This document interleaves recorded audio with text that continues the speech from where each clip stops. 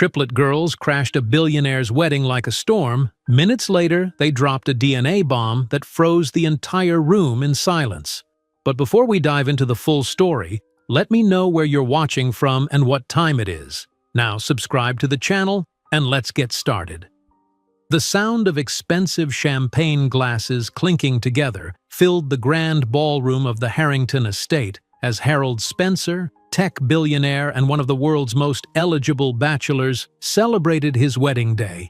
His new bride, Victoria Caldwell, a former supermodel turned philanthropist, beamed at his side, her custom-designed Vera Wang dress cascading around her like a waterfall of ivory silk.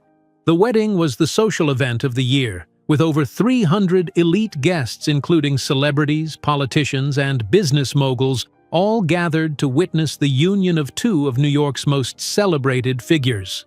Mia Morgan stood across the street from the estate, her heart pounding against her ribcage. At 25, her delicate features framed by wavy chestnut hair that fell just past her shoulders, she appeared calm and collected on the outside. But inside, a storm was brewing. The invitation she'd forged was tucked securely in her clutch, along with a folded piece of paper that contained the truth that had kept her awake for months. "Are you sure we should do this?" her sister Lily asked, adjusting the strap of her emerald green dress that matched Mia's exactly. Despite being identical triplets, the sisters had learned over the years to carry themselves differently. Where Mia's posture spoke of determination, Lily's betrayed her anxiety. "We've been over this 100 times, Mia replied, her eyes never leaving the estate's entrance. "If we don't do it today, we might never get another chance."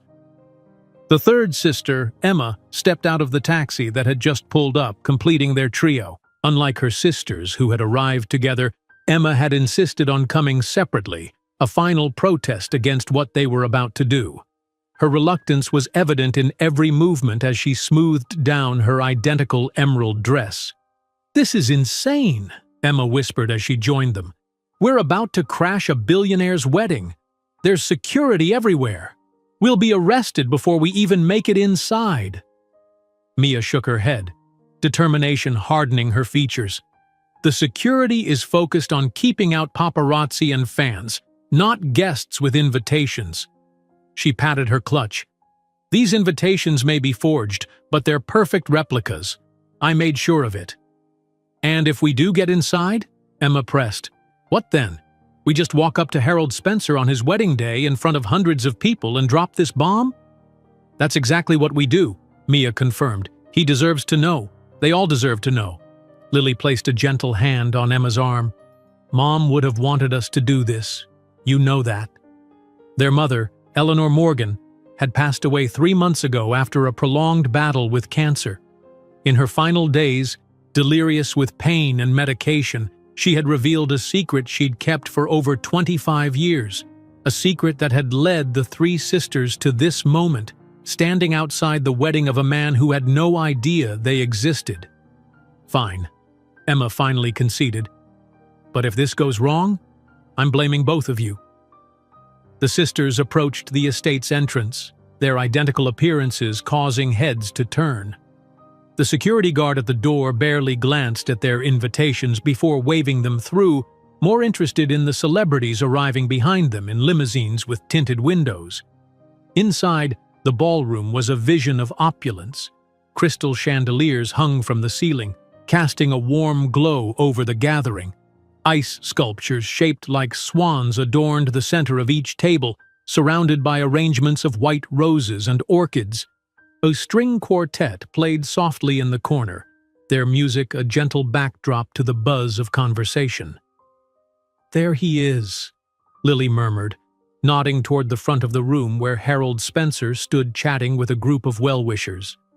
At 50, he was still remarkably handsome, with salt-and-pepper hair and the confident posture of a man who had built an empire from nothing. His new bride stood at his side, her hand possessively linked through his arm. "Wait," Emma urged, grabbing Mia's wrist as she took a step forward. "Let's think about this. Maybe we should approach him privately after the reception." "There won't be a privately today," Mia responded. He's surrounded by people now, and he will be until they leave for their honeymoon tonight. It's now or never." "Mia's right," Lily agreed, though her voice trembled slightly. "We didn't come this far to back out now." They made their way across the ballroom, drawing curious glances from the guests who noticed the identical triplets in matching dresses. A waiter offered them champagne, which they declined. They needed clear heads for what was to come. Harold Spencer was in the middle of a laugh when he noticed them approaching. His smile faltered slightly, confusion crossing his features as he registered the three identical young women moving purposefully toward him. The conversation around him died down as others followed his gaze. "Harold Spencer?" Mia spoke first, her voice steady despite the rapid beating of her heart. He nodded, curiosity replacing his confusion. "Yes. I'm sorry. Have we met?" "No," Mia replied. "We haven't. But we should have. A long time ago." Victoria, the bride, stepped closer to her new husband, a protective gesture that didn't go unnoticed by the sisters. "I'm sorry. Who are you?" she asked, her tone polite but with an edge of steel beneath it. "My name is Mia Morgan," she introduced herself. "These are my sisters, Lily and Emma. We're triplets, as you can see." "Morgan?" Harold repeated, his brow furrowing as if trying to place the name. "Our mother was Eleanor Morgan," Lily continued, taking over as Mia's voice threatened to break. "She worked for you as a research assistant at Spencer Technologies in 1997.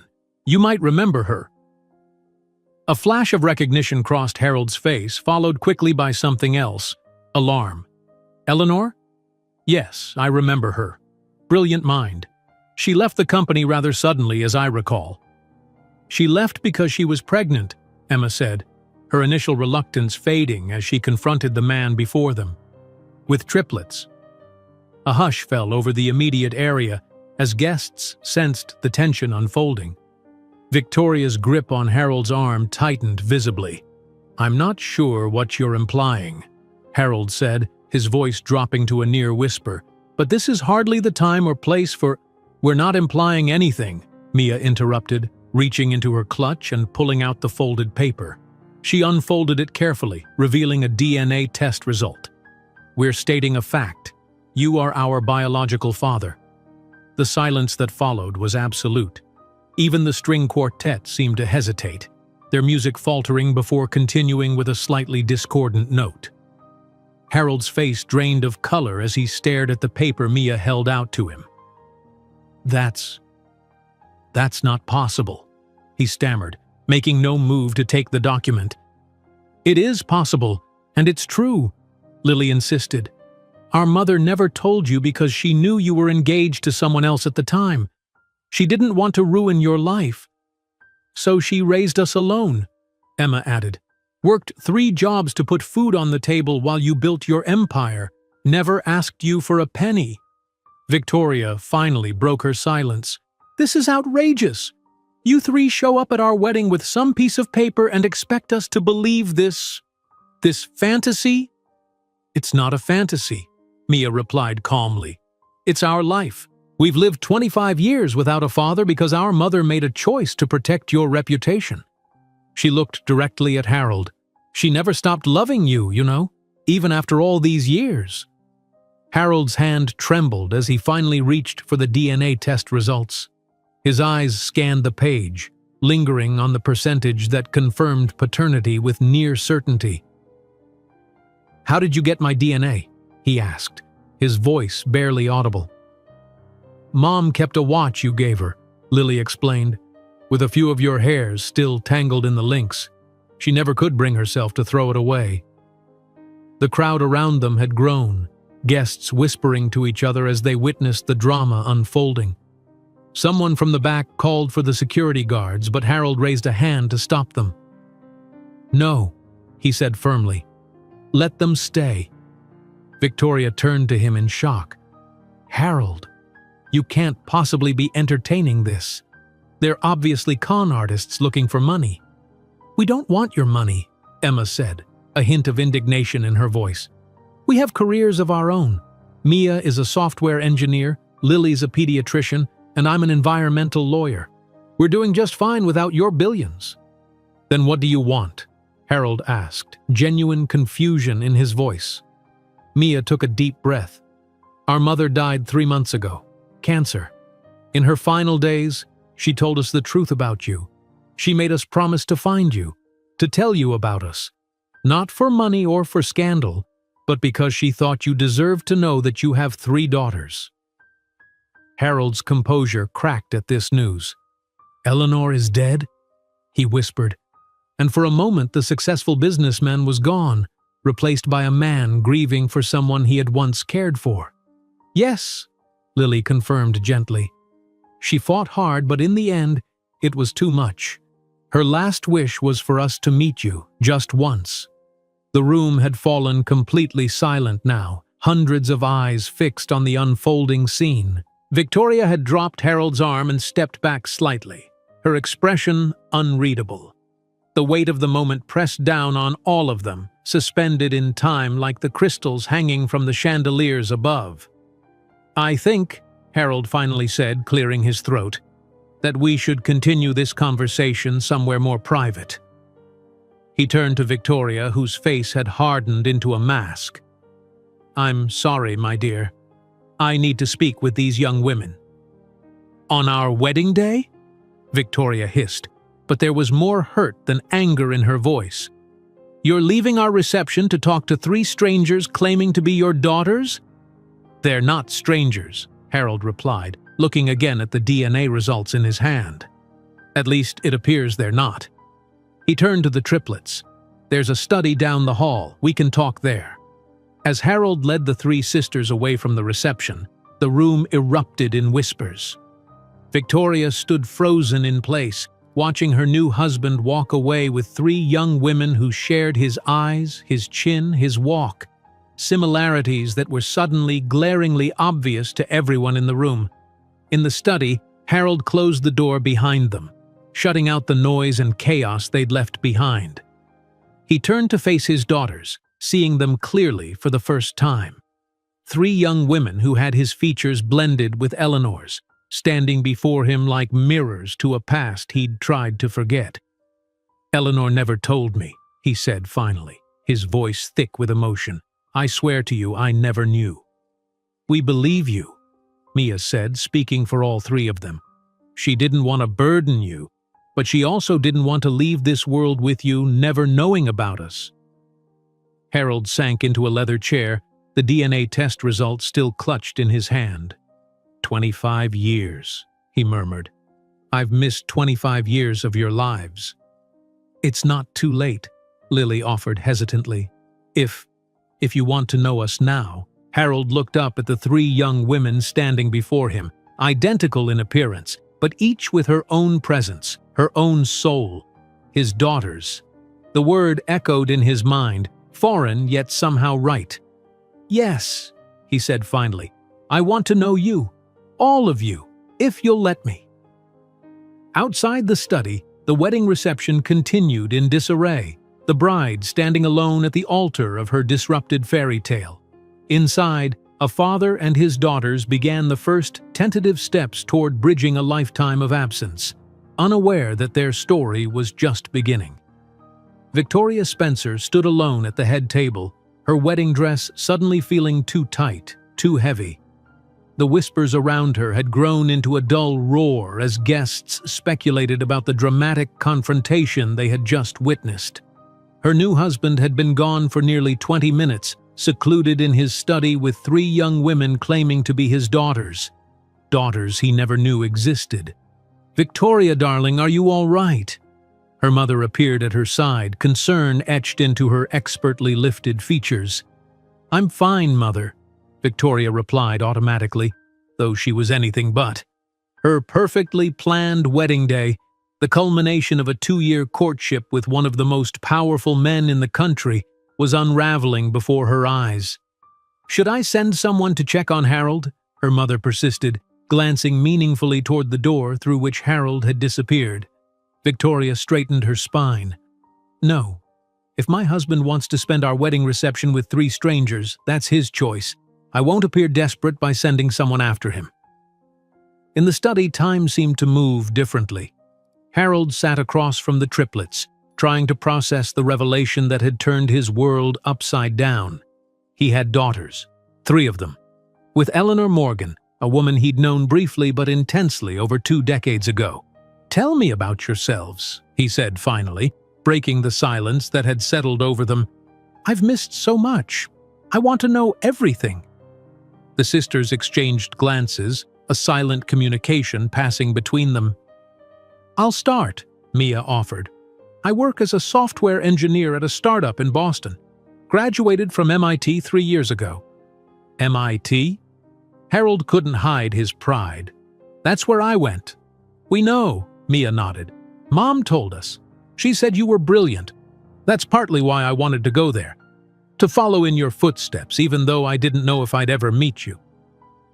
Harold felt a pang of regret for all the moments he'd missed. "And you, Lily? Emma? What paths did you choose?" "I'm a pediatrician," Lily said, her voice softer than Mia's but with the same underlying strength. "I work at Boston Children's Hospital. I always loved taking care of people, ever since we were little. And I'm an environmental lawyer," Emma added, "currently working for a non-profit that challenges corporations on their pollution practices." She gave a small, ironic smile. "I've actually argued cases against some of your company's subsidiaries." Harold raised his eyebrows. "Well, that's interesting. I'd like to hear more about those cases sometime." He paused, studying their faces. "You're all so accomplished. Your mother must have been very proud."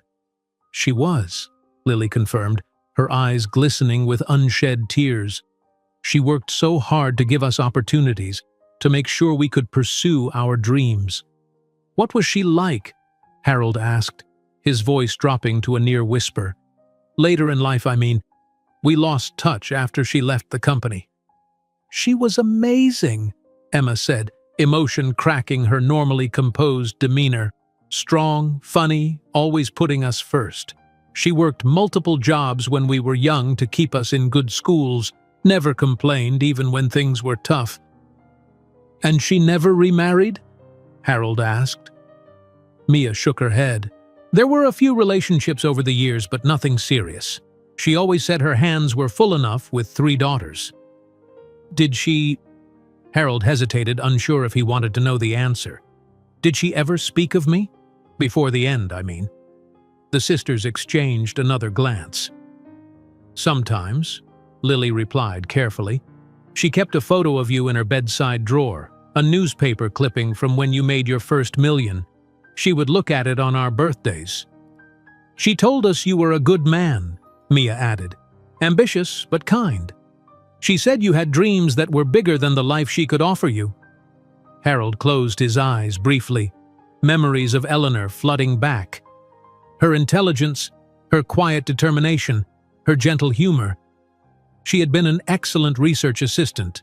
But more than that, there had been a connection between them, one he'd been too focused on his career to fully explore. By the time he realized what he might have felt for her, she was gone, having submitted her resignation without explanation. "I wish she had told me," he said, opening his eyes, "about all of you. I would have helped, would have been part of your lives." "Would you?" Emma challenged, her lawyer's instinct for cross-examination surfacing. "You were engaged to someone else when Mom got pregnant. Your career was taking off. Would you really have welcomed a scandal involving a pregnant employee?" Harold considered her words. "I don't know," he admitted honestly. "The man I was then, he might have seen it as a complication, but I'd like to think I would have done the right thing." "It doesn't matter now," Lily interjected, always the peacemaker among the sisters. "Mom made her choice, and she never regretted it. She gave us a good life." A knock at the door interrupted their conversation. Without waiting for a response, Victoria entered, her wedding dress rustling as she moved. Her expression was a careful mask of composure, but her eyes betrayed her anger and hurt. "Harold," she said, her voice clipped. "Our guests are wondering where you've gone. We're supposed to cut the cake in 5 minutes." Harold stood, suddenly remembering that he was in the middle of his wedding reception. "Victoria, I'm sorry, I lost track of time." He turned to the triplets. "I need to go back, but this conversation isn't over. Can we meet again soon?" "Of course," Mia replied, standing along with her sisters. "We're staying at the Marquis Hotel downtown until tomorrow." "I'll come by in the morning," Harold promised, then turned to his new wife. "Victoria, these are Mia, Lily, and Emma Morgan, my daughters." Victoria's perfectly made-up face remained impassive. "So I gathered. How convenient that they appeared on our wedding day of all days." "It wasn't about ruining your wedding," Lily quickly assured her. "We tried contacting Harold through his company multiple times over the past months, but our messages never got through. The wedding was our last resort." "Indeed," Victoria said, clearly unconvinced. "Well, your bomb has been dropped. Perhaps now you can allow my husband and me to return to our celebration?" Harold placed a gentle hand on Victoria's arm. "They're not trying to cause trouble, Victoria. They're my family." "Family," Victoria repeated, her composure slipping for just a moment. "You met them 20 minutes ago." "Nevertheless," Harold replied firmly, "they're my daughters, and I intend to get to know them." He turned back to the triplets. "Tomorrow morning, I'll come to your hotel.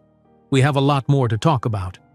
As Harold and Victoria left the study, tension crackling between them, the triplets remained behind, absorbing the impact of what had just occurred.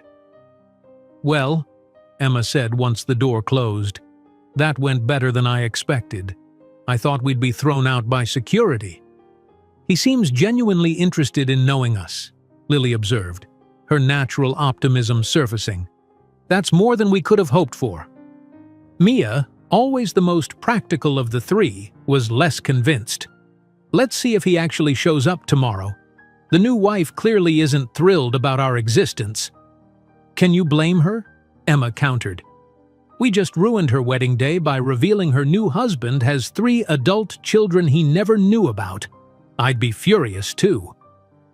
As they made their way out of the study, they could hear the reception continuing in the ballroom, music playing, guests chatting, though undoubtedly the main topic of conversation was the dramatic scene they had caused. They slipped out a side entrance, avoiding the crowd and the inevitable stares. Back at their hotel, the triplets sat in Mia's room, still processing the events of the day. They had ordered room service and changed out of their matching emerald dresses into more comfortable clothes, but the adrenaline from their confrontation with Harold still coursed through their veins, making sleep impossible. "Do you think we did the right thing?" Lily asked, picking at her club sandwich. "Maybe Emma was right. We should have waited, approached him privately." "It's done now," Mia said, sipping a glass of red wine. "And honestly, I think it worked out. He listened to us. He wants to see us again." "Unless Victoria changes his mind overnight," Emma pointed out, scrolling through her phone. "Oh great, we're trending on social media. Someone at the wedding posted about us." Mia and Lily moved closer to look at Emma's screen. A blurry photo showed the 3 of them confronting Harold with the caption, "Breaking Tech Billionaire Harold Spencer, confronted by triplets claiming to be his secret daughters at his wedding." Wedding drama. Billionaire secrets. "Fantastic," Mia groaned. "Now we're a hashtag." "This is going to be a nightmare," Lily worried. "What if reporters start digging into our lives? Into Mom's life?" "We knew this might happen," Mia reminded them. "We discussed it before we decided to go through with this. The truth was always going to come out one way or another." Emma put her phone down with a sigh. "I just hope Harold doesn't think we did this for attention or money. That would destroy any chance of building a relationship with him." "He didn't seem like the type to jump to that conclusion," Lily said thoughtfully. "He seemed genuinely moved when we talked about Mom." "Speaking of Mom," Mia said, reaching for her bag. She pulled out a worn leather journal. "I brought this. I thought we might want to read some of it tonight, to remind ourselves why we're doing this." The journal had belonged to Eleanor, a private diary she had kept for years. After her death, the sisters had discovered it among her belongings, and it had revealed the depth of their mother's feelings for Harold Spencer, a love she had carried silently for 25 years. Lily took the journal, opening it to a page marked with a faded ribbon. October 15, 1997, she read aloud. I told Harold about the breakthrough in the algorithm today. The look in his eyes when he understood what I'd done, that moment of pure intellectual connection, it made me fall even deeper. He sees me in a way no one else ever has. But tomorrow he's announcing his engagement to Diane. I should be happy for him. Instead, I'm sitting here wondering what might have been if we'd met at a different time, in different circumstances. The sisters fell silent, each lost in thoughts of the mother they had lost and the father they had just found. Outside their hotel window, the lights of the city twinkled, oblivious to the personal drama unfolding within. She really loved him, Emma said finally. All those years and she never stopped. That's why we had to find him, Mia added.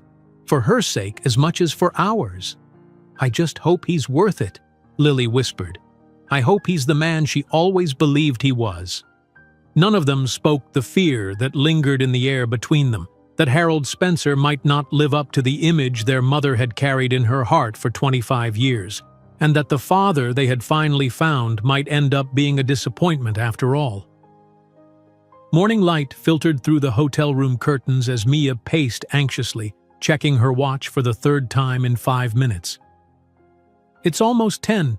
He said he'd be here by 9. Give him a break, Lily said from her perch on the edge of the bed.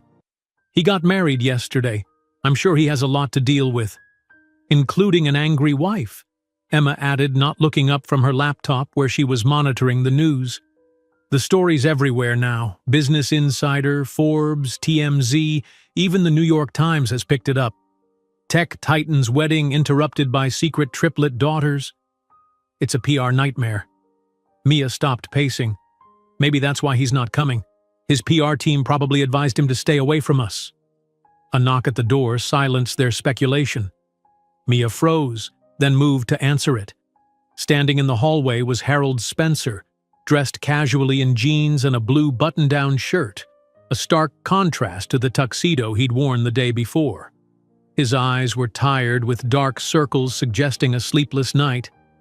I'm sorry I'm late, he said, stepping into the room when Mia moved aside. Things at home are complicated. We can imagine, Emma replied dryly, closing her laptop. How's the new wife? Harold grimaced. Not thrilled, but she's resilient. She's meeting with her publicist now, trying to get ahead of the story. We're sorry about the timing, Lily offered sincerely. We never wanted to cause a scandal. Harold shook his head. Don't apologize. If anyone should be sorry, it's me. I'm the one who missed 25 years of your lives. He looked around the room, taking in the 3 young women who were undeniably his daughters. The resemblance was striking in daylight. They had his eyes, his chin, though their coloring and the shape of their faces was all Eleanor. I brought something, he said, reaching into his pocket.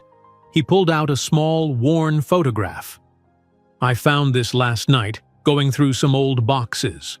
I couldn't sleep, so I was looking at memories, trying to make sense of everything. He handed the photo to Mia, who studied it with her sisters looking over her shoulders. It showed a much younger Harold and Eleanor standing together in what looked like a lab. Eleanor was laughing at something, her head tilted back, while Harold looked at her with an expression that could only be described as adoration. I remember this day, Harold said softly. We'd been working on a problem for weeks, and Eleanor finally cracked it. One of our colleagues took this photo. I'd forgotten about it until last night. She looks so happy, Lily whispered, her finger tracing her mother's face in the photograph. She was brilliant, Harold continued. One of the smartest people I've ever worked with. She saw solutions where everyone else saw obstacles. He paused, swallowing hard. I should have seen what was right in front of me, but I was so focused on building the company, on the engagement my parents had pushed me into. Why did Mom leave without telling you about us? Emma asked the question that had been haunting all three sisters since learning the truth. Harold sank into one of the room's armchairs, running a hand through his salt and pepper hair. I've been asking myself that all night. I can only guess. My engagement to Diane, my first wife, was big news in the tech world back then. Her family had connections, money that my company needed. Eleanor must have seen the announcement and made her decision. But she never even gave you the chance to choose, Mia pointed out, a hint of the anger she'd harbored surfacing. She decided for you. Eleanor was always protective, Harold said. Of others, rarely of herself. She probably thought she was protecting me, my future. He looked up at the triplets. But she was wrong. I would have wanted to know about you. I would have wanted to be part of your lives. You can't know that for sure, Emma challenged, always the most skeptical of the three. The Harold Spencer of today might feel that way, but the ambitious young entrepreneur with everything to lose, he might have made a different choice. Harold didn't flinch from her assessment. You might be right. I was different then, driven, single-minded, but I'd like to think that even then I would have done right by Eleanor and by you three. He leaned forward, his expression serious. But what matters now is what we do going forward. I've missed 25 years, but I don't want to miss any more. If you'll let me, I want to be part of your lives. The triplets exchanged glances, their silent communication at work again. What exactly are you proposing? Mia asked, ever practical. For starters, I'd like to spend time with each of you, get to know you individually as well as together. I want to hear about your childhoods, your interests, your dreams. He hesitated. And if you're open to it, I'd like you to meet my son, your half-brother. William is 22 in his final year at Princeton. You have a son? Lily's eyes widened. We have a brother? Harold nodded. From my first marriage. Diane and I divorced when William was 10. He lives with me when he's not at school. Does he know about us? Emma asked. I called him last night, told him everything. He was shocked, of course, but also curious. He's always wanted siblings. Mia sat on the edge of the bed, processing this new information. This is a lot to take in. Yesterday we were three sisters who had just lost their mother. Today we have a father, a half-brother, and a stepmother who probably hates us. Victoria doesn't hate you, Harold assured them, though his tone lacked conviction. She's just adjusting to the situation. This isn't how she imagined starting our marriage. I can't imagine it is, Lily said sympathetically. We should apologize to her properly. That might be a good start, Harold agreed. But give her some time. Victoria is proud, and she feels blindsided. He stood up, moving to the window to look out at the city below. In the meantime, I'd like to invite you all to dinner tonight, at my home. William is flying in this afternoon specifically to meet you. The sisters exchanged another series of glances, a silent conversation happening in seconds. We'd like that, Mia answered for all of them. What time should we be there? 7 would be perfect. I'll send a car for you. Harold turned back to face them. There's one more thing I wanted to discuss. Your mother's medical bills.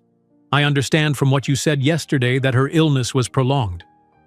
It was? Emma confirmed, her lawyer's suspicion evident in her tone. The hospital bills were substantial. We've been managing them, splitting the payments between us.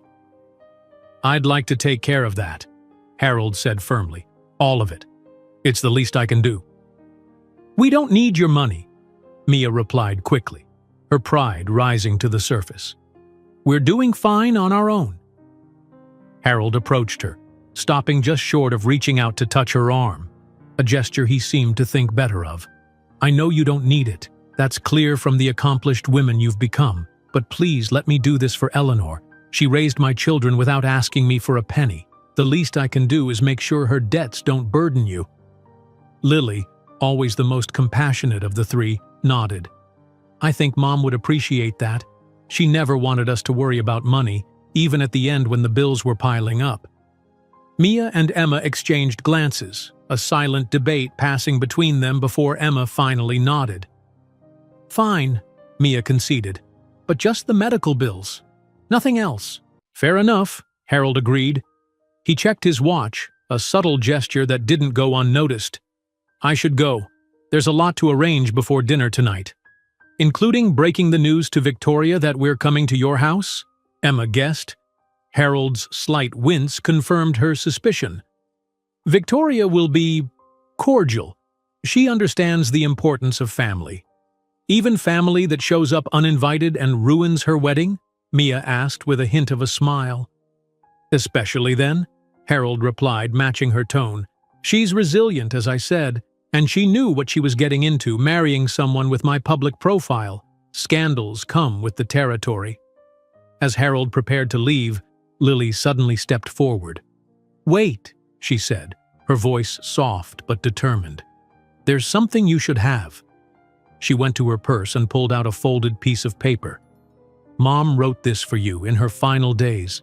She made us promise to give it to you if we ever found you."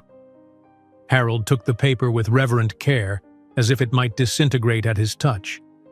"Thank you," he said, his voice thick with emotion. "I'll read it when I'm alone." After Harold left, the triplets sat in silence for a moment, each processing what had just occurred. "So we're having dinner with our long-lost father, our new half-brother, and our stepmother who probably wants us dead," Emma summarized. "Just a typical Monday." "At least he seems sincere," Lily offered optimistically. "And he wants to be part of our lives." "For now," Mia cautioned, always the most guarded of the three. "Let's see what happens when the media attention dies down and reality sets in. Having 3 adult daughters suddenly appear is a novelty. But long-term, that's a different story." "I'm curious about William," Lily admitted. "A brother. That's something I never imagined we'd have." "Half-brother," Emma corrected automatically. "And who knows what he really thinks about all this?" Harold said he was curious, but he could just as easily be resentful. "We're essentially strangers laying claim to his father." "We're not laying claim to anything," Mia argued. "We just wanted the truth to be known." "And now it is," Lily said with finality. "For better or worse, Harold Spencer is our father, and he wants to know us. That's more than I dared hope for when we planned this." As the sisters began preparing for the dinner ahead, across town in his penthouse apartment, Harold Spencer sat alone in his study, Eleanor's letter unfolded before him. Tears streamed down his face as he read her final words to him, words filled with a love that had never died, and explanations for choices made long ago. Outside the study door, Victoria paced, her wedding ring still new and strange on her finger, wondering how the perfect life she had planned had gone so spectacularly off course in less than 24 hours. The Spencer mansion stood on a cliff overlooking the Atlantic, a modern masterpiece of glass and steel that seemed to float above the ocean. As the chauffeured car wound its way up the private drive, the triplets sat in silence, each lost in her own thoughts. They had spent the afternoon shopping for appropriate dinner attire, using some of their carefully saved money to purchase outfits that wouldn't look too out of place in a billionaire's home. "This is intimidating," Lily admitted, breaking the silence as the mansion came into full view. "I knew he was wealthy, but this is another level." "Remember, we're not here for his money," Mia said firmly, smoothing down her navy blue dress. "We're here to establish a relationship, nothing more." "Speak for yourself," Emma joked, trying to lighten the mood. "I plan to ask for a yacht." When her sisters shot her alarmed looks, she rolled her eyes. "I'm kidding, obviously." The car pulled up to the entrance where Harold was waiting for them. He looked more rested than he had that morning, dressed in casual but clearly expensive clothes. His smile seemed genuine as he opened the car door. "Welcome," he said, helping them out one by one. "I'm glad you could come." "Thank you for having us," Lily replied politely, her eyes darting around the imposing entrance. Harold led them through massive glass doors into a foyer that could have housed their entire Boston apartment. The interior was minimalist but warm, with rich woods balancing the steel and glass. Art pieces that looked museum-worthy adorned the walls. "Your home is beautiful," Mia commented, taking it all in. "Thank you. Victoria has an excellent eye for design," Harold replied, a hint of something, tension perhaps, in his voice when he mentioned his wife. "William is waiting in the living room. He's a bit nervous, so go easy on him." They followed Harold through a corridor that opened into a vast living space with floor-to-ceiling windows overlooking the ocean. A young man stood by the windows, hands stuffed into the pockets of his chinos, his posture betraying his anxiety. He turned as they entered, and the resemblance to Harold was immediately apparent, though William was taller, leaner, with a mop of dark hair that fell across his forehead. "William," Harold said, "these are your sisters, Mia, Lily, and Emma." William's eyes widened slightly as he took in the three identical women before him. "Wow," he said, then immediately looked embarrassed. "I mean, hi, it's nice to meet you. Dad told me everything. It's a lot to process, but, well, I've always wanted siblings." "Half-siblings," Emma corrected automatically, then bit her lip when Lily elbowed her. "We're happy to meet you too," Lily said warmly, stepping forward to shake William's hand. Mia and Emma followed suit. "This is surreal," William admitted with a nervous laugh. "Yesterday I was an only child. Today I have 3 older sisters who are triplets. It's like something out of a movie." "Tell me about it," Mia agreed. "Our lives have been pretty surreal since Mom told us about Harold, your dad, 3 months ago." An awkward silence fell, broken by Harold clapping his hands together once. "How about a drink before dinner? Wine? Something stronger?" They all agreed on wine, and Harold poured from a bottle that probably cost more than the sisters made in a month. As they sipped, the initial tension began to ease and they moved to sit in the seating area overlooking the ocean. "So, Princeton?" Emma asked William, making an effort at normal conversation. "What are you studying?" "Computer science and economics," he replied. "I'm hoping to join Dad's company after graduation, though I want to earn my place, not just have it handed to me because of my name." "That's admirable," Mia said sincerely. "I actually work in tech too. Maybe we can compare notes sometime." William's face lit up. "I'd like that. Dad mentioned you're at a startup in Boston. What kind of work do you do there?" As Mia described her job developing security software, Harold watched the interaction with a mixture of joy and melancholy. These were his children, getting to know each other for the first time. A moment he should have witnessed decades earlier. The sound of heels clicking on marble interrupted their conversation. Victoria entered the room, a vision in a simple but undoubtedly expensive black dress, her blonde hair pulled back in a sleek ponytail. Her smile was professional, the kind she might offer at a business dinner with people she needed to impress but didn't particularly like. "Our guests have arrived," she said, stepping to Harold's side and slipping her arm through his. "Welcome to our home." The triplets stood, suddenly awkward again in the presence of the woman whose wedding they had disrupted. "Thank you for having us," Lily said, always the diplomatic one. "Your home is stunning." "Thank you," Victoria replied coolly. "Harold mentioned you wanted to speak with me? Something about an apology?" Emma and Mia exchanged glances at her directness, but Lily stepped forward. "Yes, we wanted to apologize for the timing of our revelation. We never intended to ruin your wedding day. We tried contacting Harold through proper channels for months, but our messages were blocked by his staff. The wedding was our last resort." Victoria's expression remained neutral. "And yet, of all moments during the wedding, you chose the reception, in front of hundreds of guests, to make your announcement. Not before the ceremony, not after the celebrations, but during the height of our wedding reception." "We needed to be heard," Mia said, a hint of defensiveness in her tone. "And we needed witnesses who would make it impossible for our existence to be denied or swept under the rug." "So it was a calculated move," Victoria concluded.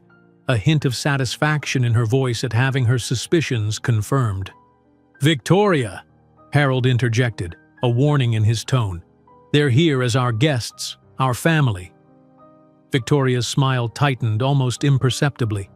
"Of course, darling. I'm simply trying to understand their thinking." She turned her attention back to the triplets.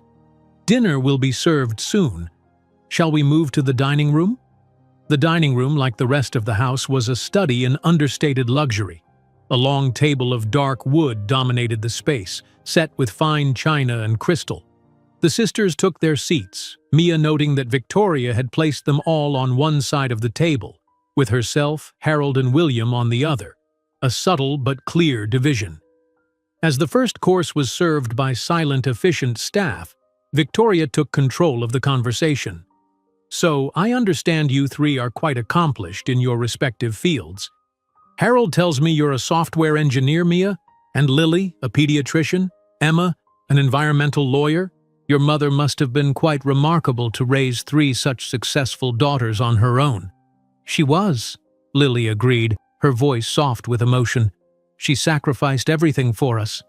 And yet she never sought financial support from Harold," Victoria continued, sipping her wine, even though she clearly knew who he was and how successful he'd become. "That's quite unusual, don't you think?" "Mom wasn't interested in money," Emma replied, a defensive edge to her voice. "She wanted us to make our own way in the world, not rely on someone else's success." "A noble sentiment," Victoria agreed, though her tone suggested she found it naive. "And now? Are you interested in Harold's financial support now that your mother is gone?" "Victoria," Harold said sharply, "that's enough."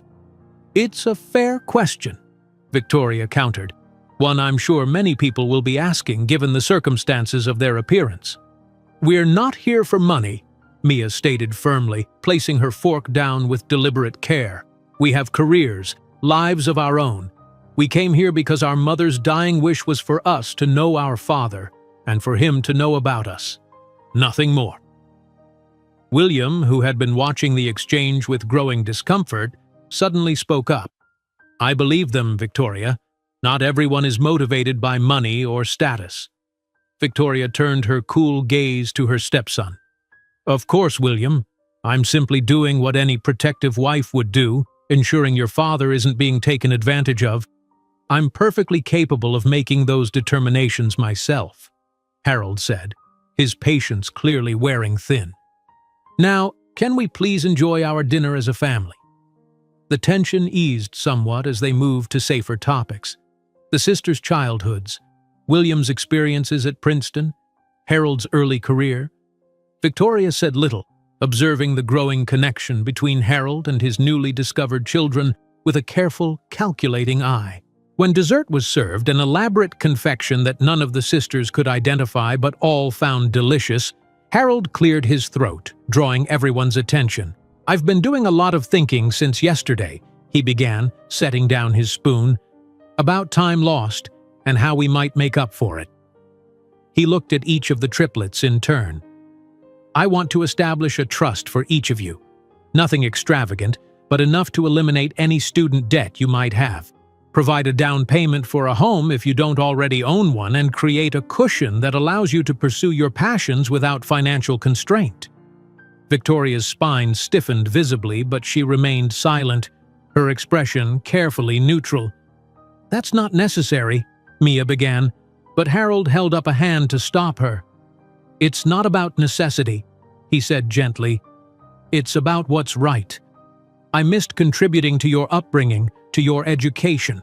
This is a small way to make amends for that absence." "What about Mom's medical bills?" Emma asked. "You already offered to cover those this morning." "That's separate," Harold assured her. "Those will be taken care of immediately. The trusts would be for your futures." The sisters exchanged glances, their silent communication working overtime. Finally, Lily spoke for all of them. "We appreciate the offer, truly.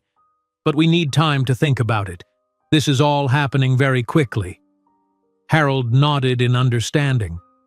"Of course, there's no rush. I just wanted you to know that I'm committed to being part of your lives now, in whatever way you'll allow." "And what about your company?" Victoria asked, breaking her silence.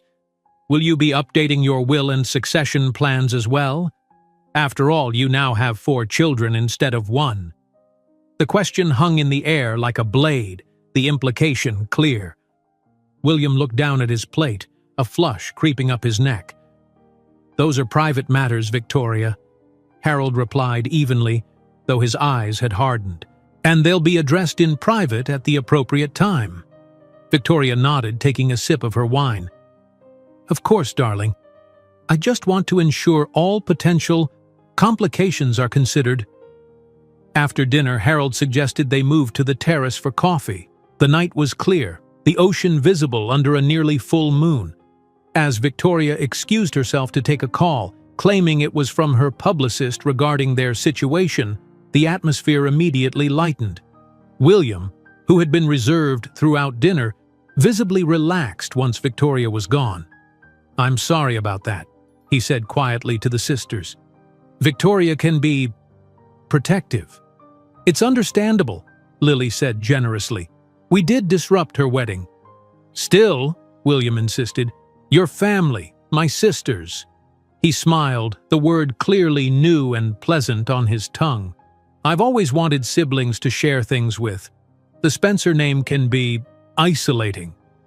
As William and the triplets began to talk more freely, Harold watched from a few feet away, his expression a mixture of joy and regret. The children he'd never known he had were bonding with the son he'd raised, creating connections that should have existed for decades. And in that moment, as the ocean breeze carried the sound of their laughter, he made a silent vow to Eleanor that he would protect these bonds, no matter the cost.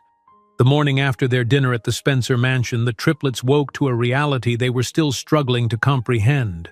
Their hotel suite, luxurious by their standards just days before, now seemed modest in comparison to the opulence they had witnessed the night before. But it wasn't the material contrast that occupied their thoughts as they shared breakfast on the small balcony overlooking the city. "William seems nice," Lily said, breaking the contemplative silence. "I wasn't expecting that. I thought he might resent us." "He's young," Emma replied, stirring her coffee thoughtfully.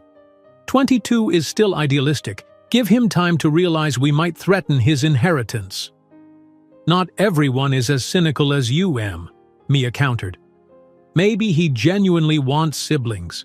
Being an only child can be lonely, especially in that kind of lifestyle." Emma raised an eyebrow. "And how would you know? We've always had each other." Before Mia could respond, her phone buzzed with a text. She checked it, then looked up at her sisters. "It's from Harold. He wants to meet me for lunch. Just me." "Divide and conquer," Emma murmured, though there was less suspicion in her tone than there might have been before last night's dinner. "Or maybe he wants to get to know us individually," Lily suggested. "It makes sense. We're different people, even if we look the same." Mia typed a quick response, agreeing to meet Harold at the restaurant he suggested. "What will you two do while I'm gone?" "I actually got a text from William," Lily admitted with a small smile. "He asked if I wanted to see his photography exhibit at a downtown gallery. Apparently it's his passion outside of computers and economics." Emma looked between her sisters, feeling suddenly excluded. "Great! While you two are bonding with your new family, I'll just hang out here alone." "Actually," Lily began hesitantly, "William mentioned that Victoria wanted to speak with you. Privately." Emma nearly choked on her coffee. "Victoria? Why me?" "According to William, she was impressed by your directness at dinner. She said you remind her of herself when she was younger." "That's disturbing," Emma replied, though curiosity flickered in her eyes. "Did she say what she wants to talk about?" Lily shook her head. "No, but William gave me her private number if you want to reach out." Emma took the napkin where Lily had scribbled the number, staring at it thoughtfully. "Maybe I will. Know thy enemy, right?" 3 hours later, Mia sat across from Harold in a quiet corner of an upscale restaurant, feeling both out of place in her simple dress and strangely at ease with the man she now knew to be her father.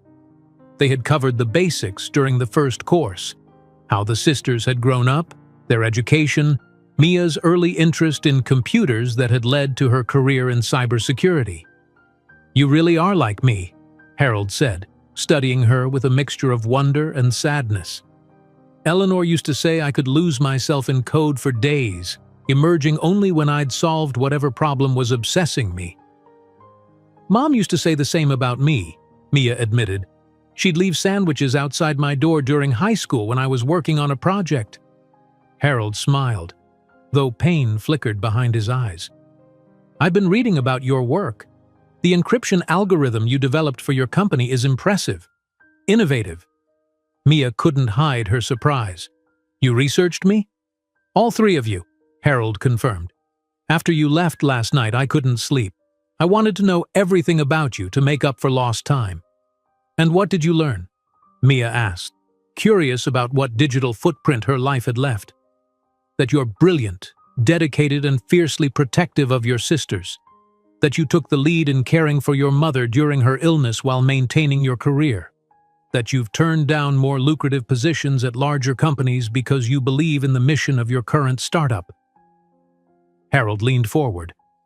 "In short, I learned that Eleanor raised an extraordinary woman. 3 of them, in fact." Mia felt a flush of pleasure at his words, though she tried to remain objective. "You make it sound more impressive than it is. We did what anyone would do." "No," Harold said firmly. "Not everyone would have handled what you've been through with such grace and determination. I'm proud of you, Mia. I hope you'll allow me to say that, even though I had no part in shaping the woman you've become." Something in his sincerity broke through a wall Mia hadn't realized she'd built. "Thank you," she said softly. "That means more than I expected it to." Harold seemed to make a decision then, reaching into his jacket pocket. "I'd like to show you something." He pulled out Eleanor's letter, now carefully refolded. "This is what your mother wrote to me before she died. I think you should read it." Mia took the letter with trembling fingers. "Are you sure? It was meant for you." "I'm sure," Harold nodded. "Eleanor would want you to understand why she made the choices she did." Mia unfolded the paper, recognizing her mother's handwriting immediately, once elegant but made shaky by illness in her final days. "Harold, if you're reading this, our daughters have found you. I've asked them to seek you out if I don't survive this illness, though I confess I've struggled with that decision. For 25 years, I've kept them from you. A choice I made believing it was best for everyone, especially you. When I discovered I was pregnant, your engagement to Diane had just been announced. Your face was on the cover of every tech magazine, your company on the verge of the breakthrough that would make you a billionaire. A pregnant research assistant would have been a scandal you didn't need, a complication in the perfect life you were building. At least, that's what I told myself. The truth, which I can admit now as my life draws to a close, is that I was afraid. Afraid you would reject us, or worse, offer financial support but want nothing to do with us emotionally. I couldn't bear either possibility, so I made the choice for all of us. I realize now that was unfair to you and to our girls.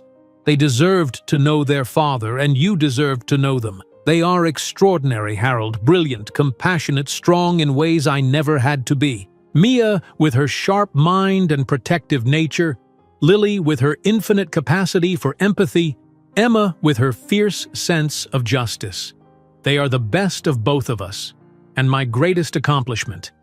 I don't ask for your forgiveness. What I did was unforgivable. But I do ask that you get to know them, if they'll allow it. Love them as I have, and help them understand that my decision came from a place of love and fear, not malice. I have never stopped loving you, Harold. In another life, perhaps things could have been different for us. But in this one, our legacy is 3 remarkable women who deserve to know their father. Always, Eleanor Mia folded the letter carefully, tears blurring her vision. She handed it back to Harold, who looked equally moved. "She never stopped loving you," Mia said quietly, "even after all those years." "And I never really forgot her," Harold replied, his voice rough with emotion. "There were moments, throughout my marriage to Diane, even during the early years with Victoria, when I would wonder what happened to Eleanor Morgan, the brilliant woman who disappeared from my life without explanation." Across town, in an airy downtown gallery, Lily walked beside William, admiring his photography displayed on the stark white walls. His work was surprisingly good, black and white urban landscapes that captured moments of unexpected beauty in overlooked places. "You have a real talent," Lily said sincerely, studying a photograph of an elderly couple sitting on a park bench, their hands intertwined, pigeons gathered at their feet. "This one especially. There's so much tenderness in it." William ducked his head, pleased but embarrassed by the praise. "Thanks. Photography is my escape from the Spencer legacy. When I'm behind the camera, I'm just William, not Harold Spencer's son and heir." "I understand that need for an identity separate from your family," Lily responded. "Even among triplets, it's important to be seen as an individual." William nodded, then hesitated before speaking again. "Can I ask you something personal about our father?" "Of course," Lily replied, though she felt a flutter of anxiety at the sudden seriousness in his tone. Has he ever shown you the letter? The one your mother wrote to him?" Lily's eyes widened in surprise. "No, I know Mia is having lunch with him today, but he hasn't shared it with me or Emma yet." William's expression was unreadable.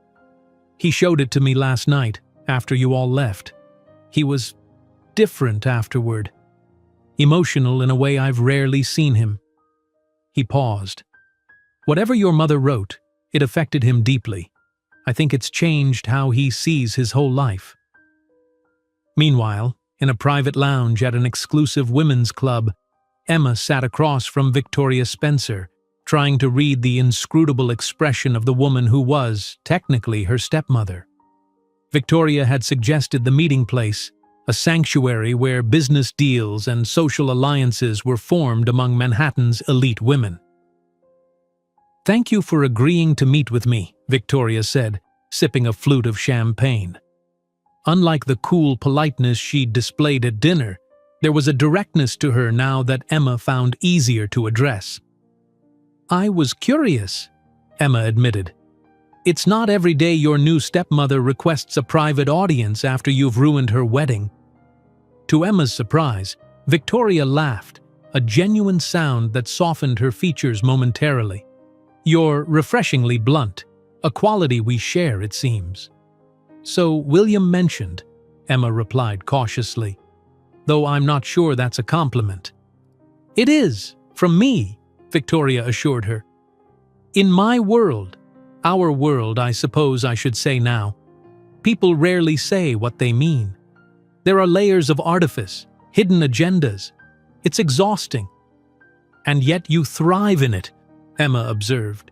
"From what I've read, you were a formidable businesswoman before marrying Harold." Victoria inclined her head slightly, acknowledging the point. "I've learned to navigate these waters, which brings me to why I wanted to speak with you privately."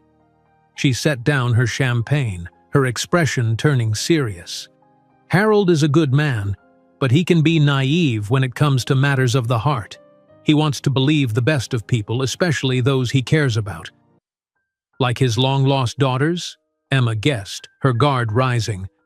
"Like anyone who might have a claim on his affection or his fortune," Victoria replied smoothly.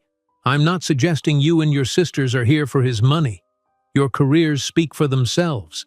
But Harold's sudden desire to establish trusts for you, to change his will, to restructure his charitable foundation to include causes you care about, all within days of meeting you, concerns me."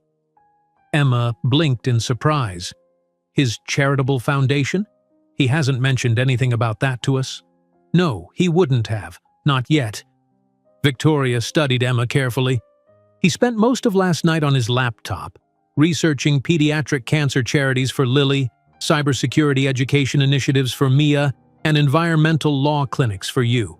He's planning to announce major donations to each at the gala next week." "Gala?" Emma repeated, feeling increasingly out of her depth. "The annual Spencer Foundation Gala, one of the biggest charity events of the season."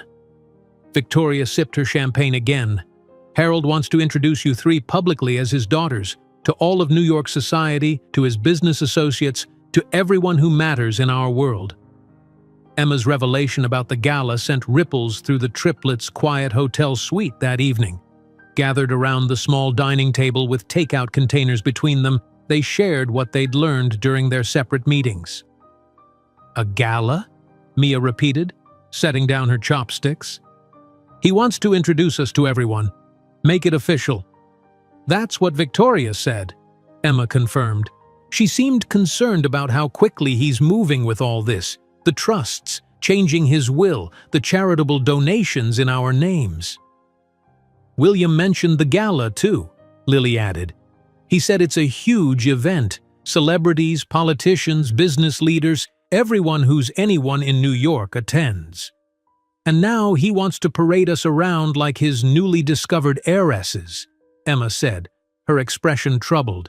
"It's too fast. Too public. Maybe he's just excited," Lily suggested, ever the optimist. "He missed 25 years with us. Perhaps he's trying to make up for lost time." Mia, who had been quiet, finally spoke. "He showed me Mom's letter today." She met her sister's surprised gazes. It was intense. She loved him, right until the end. And she regretted not telling him about us. "What exactly did the letter say?"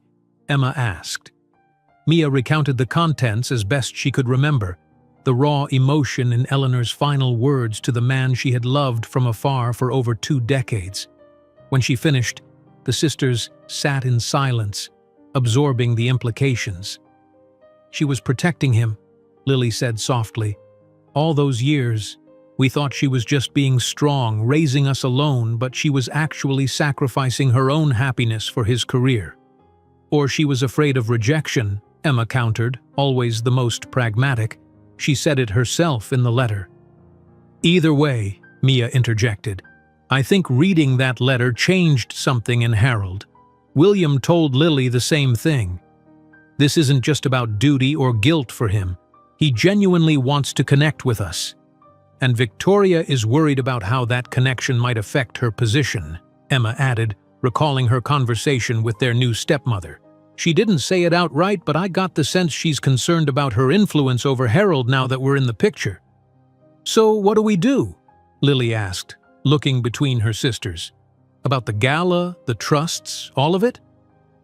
Mia considered for a moment. "I think we need to talk to Harold directly. Tell him we appreciate his enthusiasm, but ask him to slow down.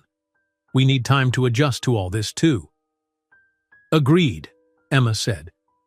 "And we should be clear about boundaries. I'm not looking to be a Spencer heiress or to have my name attached to some charity I've never worked with." Lily nodded reluctantly. "It does feel like we're being absorbed into his world rather than meeting somewhere in the middle." As if summoned by their discussion, Mia's phone rang. Harold's name flashed on the screen. She answered, putting it on speaker so her sisters could hear. "Mia?" Harold's voice came through, sounding excited. "I hope I'm not interrupting anything important." "Not at all," Mia replied, shooting her sisters a look. "I'm here with Lily and Emma. You're on speaker." "Perfect. I wanted to speak with all of you anyway." There was a rustling of papers on his end. "I've been thinking about how to introduce you properly to our wider circle. The annual Spencer Foundation Gala is next Friday, and it's the perfect opportunity. Everyone who matters will be there." The sisters exchanged glances. Emma raised an eyebrow as if to say, "See? Just like Victoria said." "That sounds very public," Mia replied carefully. "It is, but that's the point," Harold continued enthusiastically. "I want everyone to know you're my daughters. No hiding, no ambiguity. The Spencer family has 3 new members, and I'm proud of that fact." "Harold," Emma interjected, using his first name deliberately, While we appreciate the sentiment, don't you think this is moving rather quickly? We've only known each other for 2 days. There was a pause on the other end of the line. I suppose it might seem that way to you, Harold admitted, his tone sobering. But for me, it feels like I'm already 25 years behind. I don't want to waste any more time. We understand that, Lily said gently. But this is a big adjustment for us too. Being thrust into the spotlight, into your world, it's overwhelming. Not to mention, Mia added, that we have careers, lives in Boston. We can't just drop everything to become part of the Spencer social circuit. Another pause, longer this time. I hadn't considered that, Harold said finally, a note of disappointment clear in his voice. I just assumed. But you're right, of course. You have your own lives. I'm being selfish. The sisters felt a collective pang of guilt at his deflated tone. It's not that we don't want to know you better, Lily clarified quickly. We do. That's why we sought you out in the first place. We just need to find a balance that works for everyone. What if, Mia suggested, we attend the gala, but you introduce us more gradually? Maybe to just a few close friends and family first, rather than announcing us to the entire New York elite at once. Hope returned to Harold's voice. That could work. I could host a small dinner before the gala, introduce you to a select group. William would be there, of course, and a few of my oldest friends who knew me when I worked with Eleanor. That sounds more manageable, Emma agreed, though her expression remained cautious. There's something else, Harold continued, his tone shifting to something more tentative. I've been in touch with my lawyers about the trusts I mentioned. They've drawn up preliminary papers. Nothing would be finalized without your approval, of course, but I'd like you to review them when you're ready. The sisters exchanged another round of glances, their silent communication working overtime. We appreciate the offer, Mia replied for all of them, but we still need time to think about that aspect of our relationship. The financial component isn't why we sought you out. I understand, Harold said, though there was a hint of something, hurt, disappointment, in his tone. Just know that the offer stands. Not because I think you need my money, but because I want to do right by you after being absent for so long.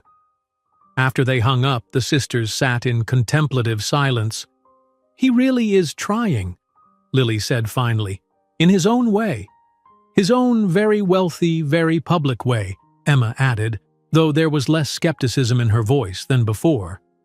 Mia stood pacing the small living area of their suite. We need to be careful here. This isn't just about us anymore. There's William to consider, and Victoria, and Harold's public image. One wrong move and this whole situation could explode into an even bigger media circus than it already is. Speaking of which, Emma said, reaching for her laptop, have you seen this? She turned the screen to show her sisters a headline from a notorious gossip site. Spencer triplets, gold diggers, or legitimate heirs. Sources close to the family question timing of surprise daughter's appearance. Fantastic, Mia groaned. Let me guess, sources close to the family means Victoria's camp? Not necessarily, Lily countered. It could be anyone at the wedding. Hundreds of people witnessed our confrontation. Emma scrolled through the article. It gets worse. They're digging into Mom's past, questioning why she never pursued child support, implying she might have been having affairs with multiple men and wasn't sure who our father really was. That's disgusting, Lily said, her face flushing with anger. Mom was the most ethical person we knew. She would never— It doesn't matter what's true, Mia interrupted, her expression grim. The narrative is already being shaped and not in our favor. This is exactly what I was afraid of. Emma closed her laptop. We need to get ahead of this. If Harold is determined to introduce us at that gala, we need to make sure our side of the story is clear. Maybe Victoria could help, Lily suggested, earning surprised looks from her sisters. I mean, she's experienced with this kind of public relations situation, isn't she? As Harold's wife, she has a vested interest in making sure the Spencer name isn't dragged through the mud. That's not a terrible idea, Emma admitted reluctantly. Based on our conversation today, I think Victoria is more pragmatic than malicious. She might be willing to help manage the narrative if it benefits her too. The next morning brought a new complication. As the sisters were finishing breakfast, a knock at their door revealed a courier with 3 identical boxes. Inside each was an evening gown from a designer they recognized only from magazines, along with a note in Harold's handwriting. For the gala. Custom made based on your measurements. Hope you like them. H. How does he know our measurements? Lily wondered, holding up an emerald green gown that precisely matched her size. The better question is, when did he order these? Emma said, examining her own midnight blue creation. The gala is still a week away and we only met him 3 days ago. Mia was examining her champagne-colored dress with a frown. Either he worked miraculously fast with a designer or he ordered these before even meeting us, Emma finished for her, a troubled expression crossing her face. Which means he was planning to bring us into his world from the very beginning before he knew anything about us beyond our existence. That's presumptuous, Lily said, struggling to find the right word, but also kind of sweet. He wanted to make us feel welcome. By buying our compliance with expensive gifts? Emma countered. I don't think that's fair, Lily defended. Maybe he just didn't want us to feel out of place at an event where everyone else will be wearing couture. Mia set her dress back in its box carefully. Whatever his intention, we need to be clear about boundaries. I'll call him later to thank him, but also to reiterate that we need to take things slowly. Another knock at the door interrupted their discussion. This time it was William, looking slightly uncomfortable in the hallway. Sorry to drop by unannounced, he said, shifting from foot to foot. But I thought you should know. Dad's having some kind of disagreement with Victoria about you 3. It got pretty heated this morning. What kind of disagreement? Mia asked, inviting him in. William stepped inside, his expression troubled. Victoria thinks Dad is moving too fast, trying to integrate you into the family without considering the implications. Dad says she's being possessive and suspicious. I've never seen them fight like this before. He ran a hand through his hair. The thing is, I think they're both right, in different ways. Dad is rushing things because he feels guilty about missing your lives. Victoria is worried about protecting the family reputation, and probably her position. And where do you stand in all this? Emma asked directly. William met her gaze without hesitation. With you 3, actually. I think everyone needs to slow down and get to know each other as people first, not as positions in some family dynasty. He offered a small smile.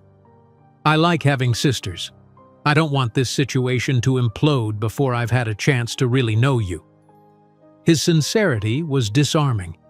Even Emma, the most suspicious of the 3, felt her defenses softening. We feel the same way, Lily assured him. We're not interested in the Spencer fortune or status. We just wanted to know our father, and by extension, you. Then maybe we should all tell Dad that together, William suggested. He might listen if it's coming from all 4 of his children. Harold Spencer's private office occupied the entire top floor of the Spencer Technologies headquarters, a gleaming skyscraper in Midtown Manhattan. Floor-to-ceiling windows offered panoramic views of the city, a testament to how far he had come from the small startup he'd founded in his garage nearly 3 decades ago. But today, the view was the last thing on his mind as he faced all 4 of his children, seated in a semicircle before his massive desk. William had called an hour earlier, asking for an urgent family meeting. Family. The word still sent a jolt through Harold's system when he applied it to Mia, Lily, and Emma, his daughters. For 25 years, family had meant just William, and before him, a loveless marriage to Diane that had collapsed under the weight of his workaholism and her resentment.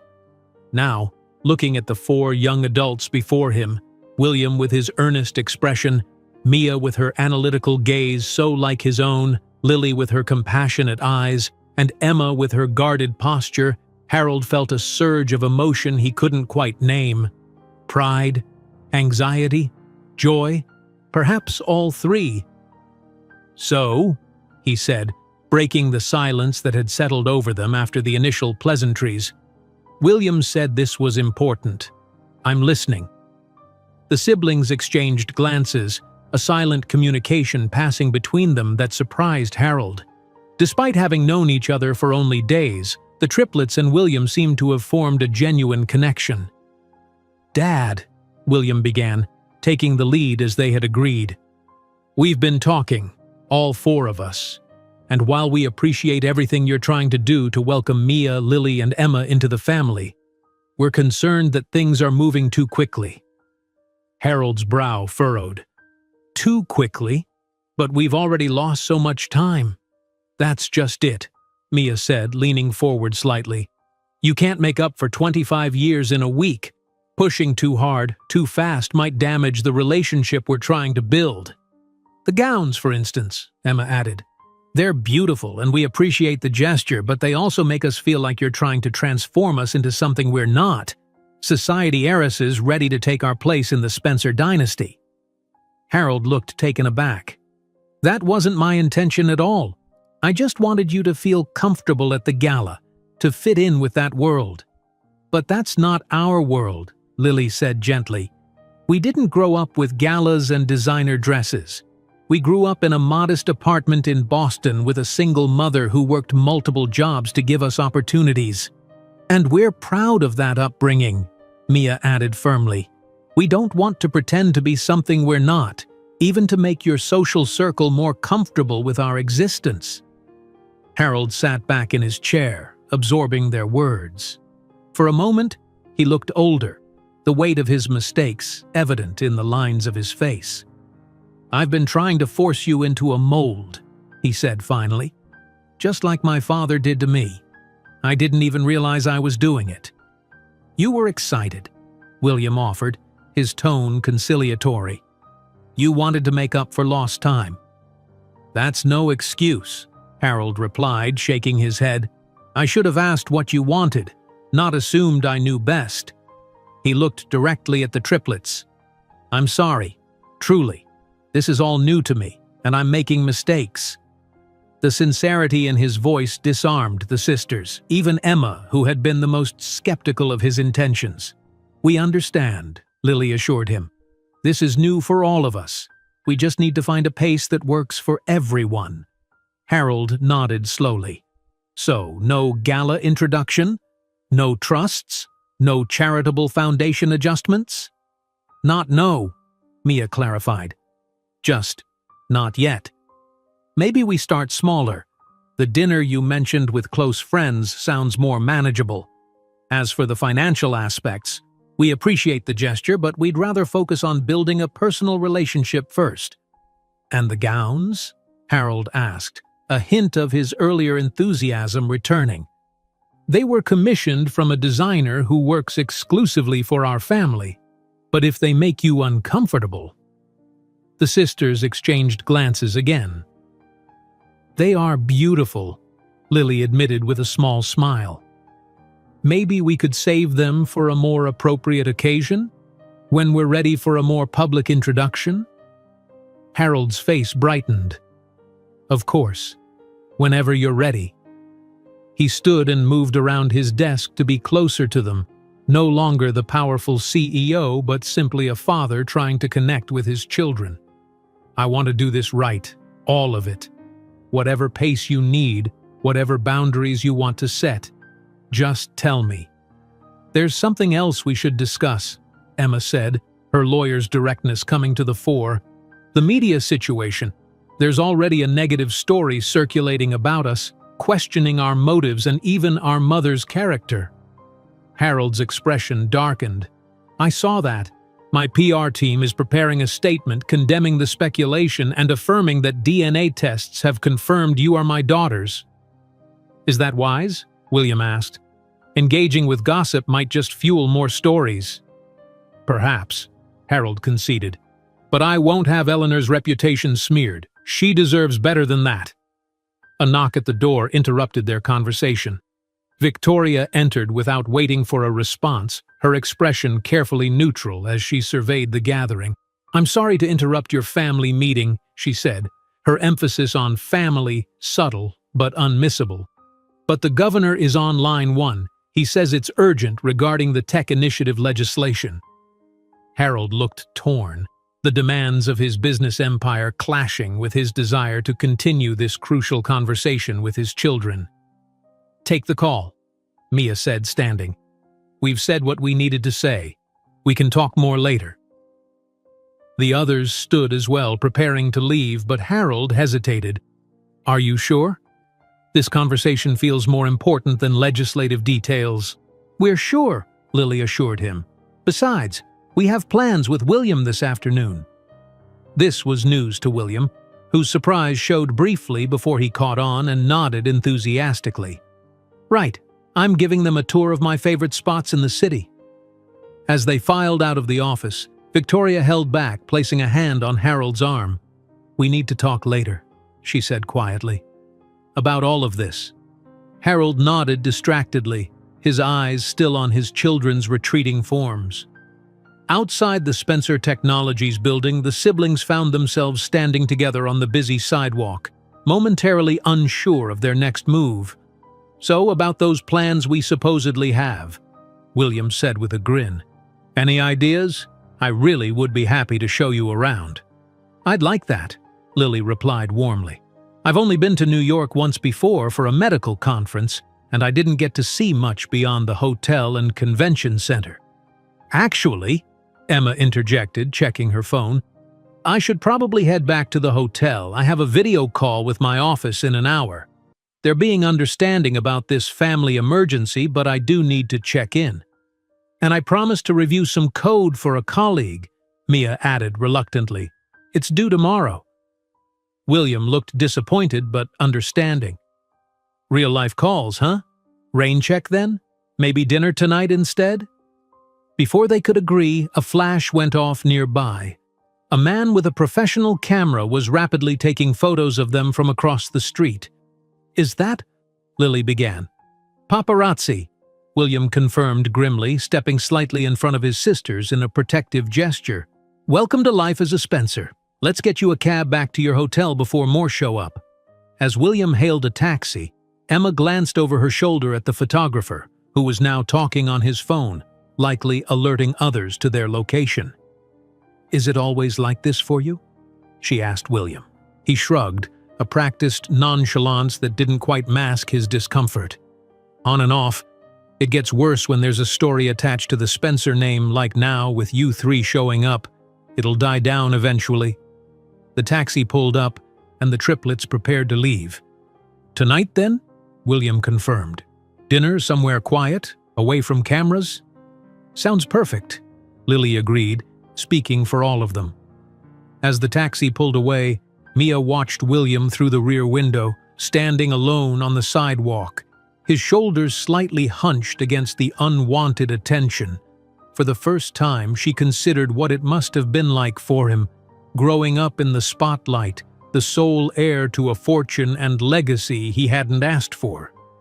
"He seems genuinely nice," Lily said, echoing Mia's thoughts. "I feel bad for him, dealing with that kind of attention his whole life." "It's the life he was born into," Emma remarked, though there was more understanding than judgment in her tone. "Just like our modest upbringing was what we were born into. Neither of us chose our circumstances." Back at the hotel, as Emma prepared for her video call and Mia settled in to review code, Lily's phone buzzed with a text from an unknown number. The message was brief but sent a chill through her. "DNA can be faked. What's your real game, Morgan sisters? The truth always comes out." "Guys," she called to her sisters, her voice betraying her anxiety, "I think we have a problem." Mia and Emma gathered around her phone, reading the message with growing concern. "Someone thinks we're lying about being Harold's daughters," Emma said, her legal mind already analyzing the implications. Despite the DNA results. "Who would send this?" Lily wondered, still staring at the message. "And how did they get my number?" "Could be anyone," Mia replied, taking the phone and examining the number.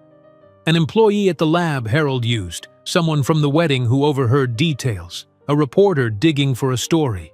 Or someone closer to home, Emma suggested. Someone with a vested interest in discrediting us. The implication hung in the air. Victoria had the most to lose from their sudden appearance in Harold's life.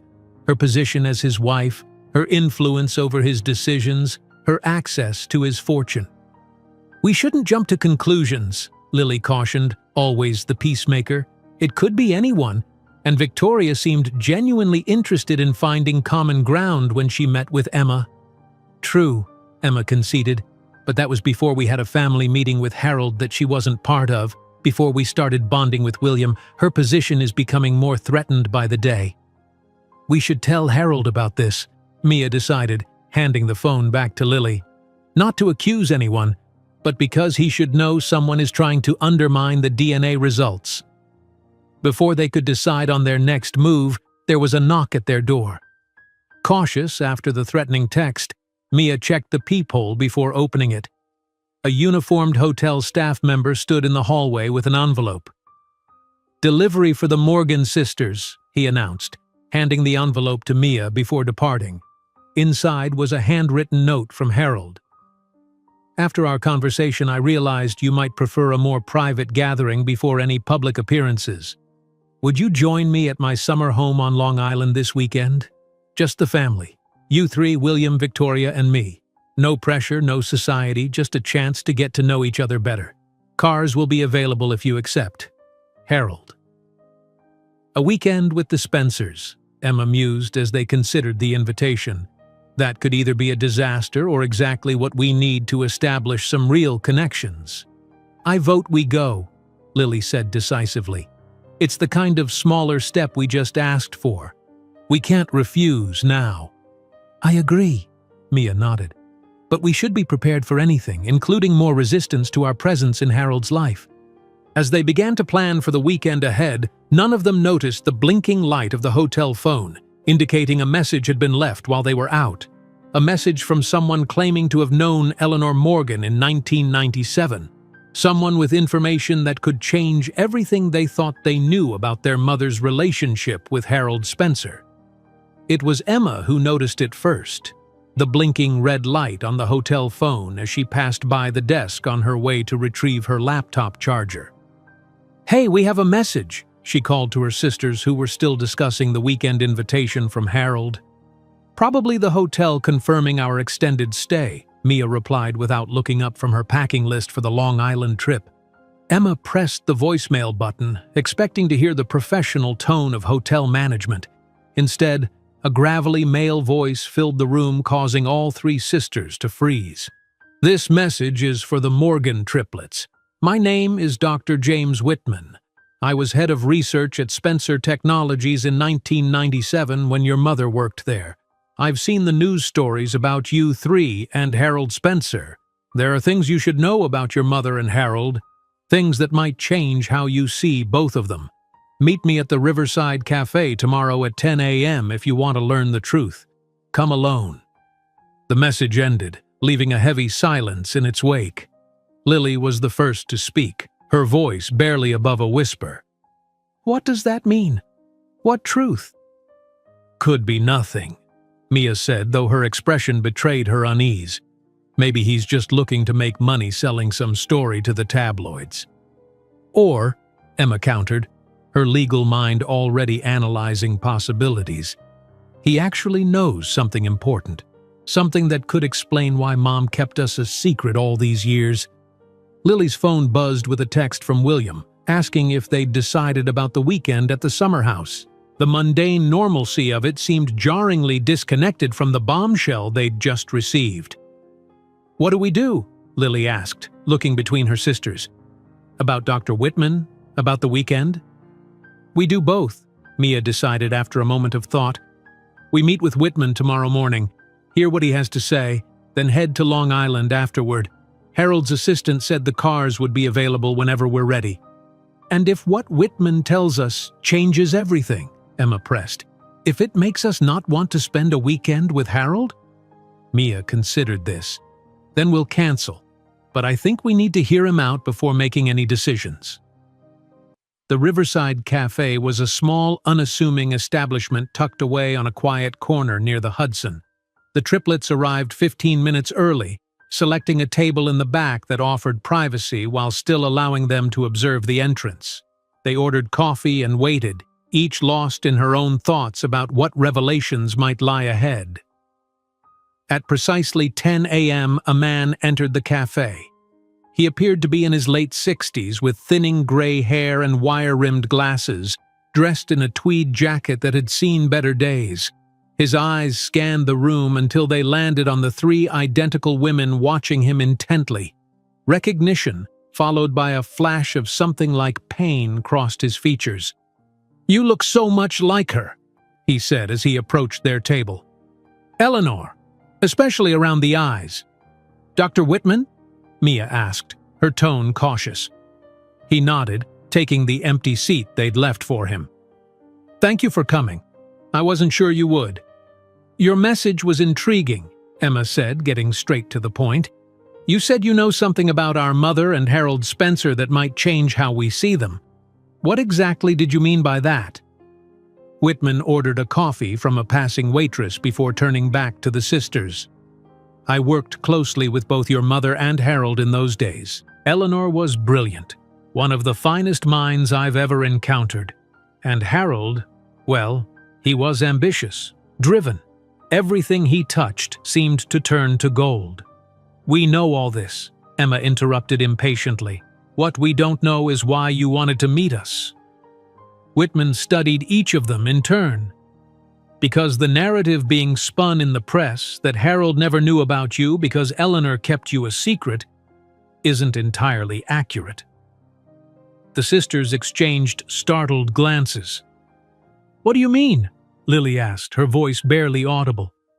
Whitman took a deep breath. "Eleanor didn't just disappear one day. Before she left, she and Harold had an intense relationship. It wasn't public. Office romances were frowned upon, especially between a company founder and his research assistant. But everyone in the inner circle knew. So they were actually together?" Mia clarified. "Not just colleagues?" "Very much so," Whitman confirmed. "For about 6 months. Then Harold got engaged to Diane Chambers, a strategic match orchestrated by his investors. Eleanor was devastated. This matches what we already know," Emma pointed out. "Mom saw the engagement announcement and left without telling Harold she was pregnant." Whitman shook his head slowly. "That's not what happened. Eleanor did tell Harold she was pregnant. I know because I was there the day she told him in his office. I didn't mean to overhear, but the walls were thin in the old building." The sisters sat in stunned silence, the implications of this revelation crashing over them like a wave. What did he say when she told him?" Lily finally managed to ask. Whitman's expression was grave. "He told her it couldn't be his, that it must be someone else's. He accused her of trying to trap him, to derail his engagement to Diane. He fired her on the spot and had security escort her out of the building." The color drained from Lily's face. Mia's hands clenched into fists on the table. Emma's eyes narrowed as she assessed Whitman's credibility. "Why should we believe you?" she challenged. "You could be making this up for any number of reasons." Whitman reached into his jacket pocket and pulled out a yellowed envelope. "Because I have proof. Eleanor asked me to hold on to this after she left. She said someday the truth might need to come out." He slid the envelope across the table. "It's a recording, from a device she kept in her purse the day she confronted Harold. She knew he might deny it, you see. She was always careful, your mother." Mia took the envelope with trembling fingers. "If what you're saying is true, why did our mother never use this? Why let us believe she chose to keep us a secret from Harold?" "Eleanor had her pride," Whitman said simply. "And she loved you three more than anything. She didn't want you growing up knowing your father had rejected you before you were even born." He stood, leaving his coffee untouched. "Listen to the recording. Make your own decisions about what kind of relationship you want with Harold Spencer. That's all I wanted, for you to have the complete truth." With that, he left as quietly as he'd arrived, leaving the sisters staring at the envelope on the table between them, a potential grenade in their already complicated lives. "Do we listen to it?" Lily asked, her voice shaking. "Here? Now?" "Not here," Mia decided, carefully placing the envelope in her purse. "Back at the hotel, where we can process it privately." Emma checked her watch. "The cars for Long Island are scheduled to pick us up in 2 hours. Then we have 2 hours to decide whether we're still going," Mia replied grimly. Back in their suite, the sisters gathered around Mia's laptop. The envelope contained an old mini cassette, the kind used in dictation devices in the late 90s. Fortunately, Mia, always prepared, had an adapter that could digitize the audio. "Ready?" she asked, her finger hovering over the play button. Her sisters nodded, though neither looked truly prepared for what they might hear. The recording began with muffled sounds of movement, then cleared as Eleanor's voice, younger but unmistakably their mother, spoke. "Harold, I need to talk to you. It's important." Harold's voice responded, friendlier than they'd expected. "Eleanor, come in. Is this about the Miller project? I've been meaning to discuss your algorithms." "It's not about work," Eleanor interrupted. "It's personal." A pause, then, "I'm pregnant." Silence followed, so long that the sisters wondered if the recording had stopped. Then Harold's voice, suddenly cold. "That's unexpected." "I know this isn't what either of us planned," Eleanor continued, her voice stronger now. "But I thought you should know. You deserve to know." "And you're certain it's mine?" Harold's tone was skeptical, almost dismissive. "Of course it's yours," Eleanor replied, hurt evident in her voice. "How can you even ask that? There hasn't been anyone else." A heavy sigh, then Harold's voice again, lower now, as if he'd moved away from wherever the recording device was hidden. "This is impossible timing, Eleanor. The engagement announcement goes public next week. The Series B funding hinges on my connection to the Chambers family. The company, everything I've built, it all falls apart if this gets out." "I'm not asking you to break your engagement," Eleanor said, her voice tight with emotion. "I just thought you should know about your child." "Children," Harold corrected tonelessly. The ultrasound showed 3. The sisters exchanged shocked glances. He'd known they were triplets. "Yes," Eleanor confirmed. "Triplets." "It can't be mine," Harold said flatly. "The timing doesn't work. We were careful." "No birth control is 100% effective," Eleanor countered. "You know that. And the timing is exactly right. I've been with no one else, Harold. I can't do this right now." Harold's voice had changed, become harder, more distant. "I think it would be best if you left the company. I'll arrange a generous severance package." "You're firing me?" Eleanor's voice cracked. "Because I'm pregnant with your children?" "I'm firing you because this personal situation makes our professional relationship untenable," Harold replied coldly.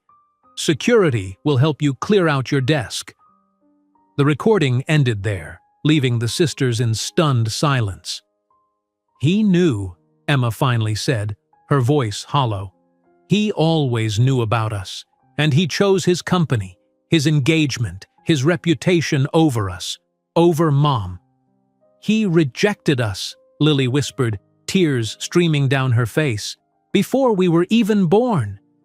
Mia sat back, her expression unreadable.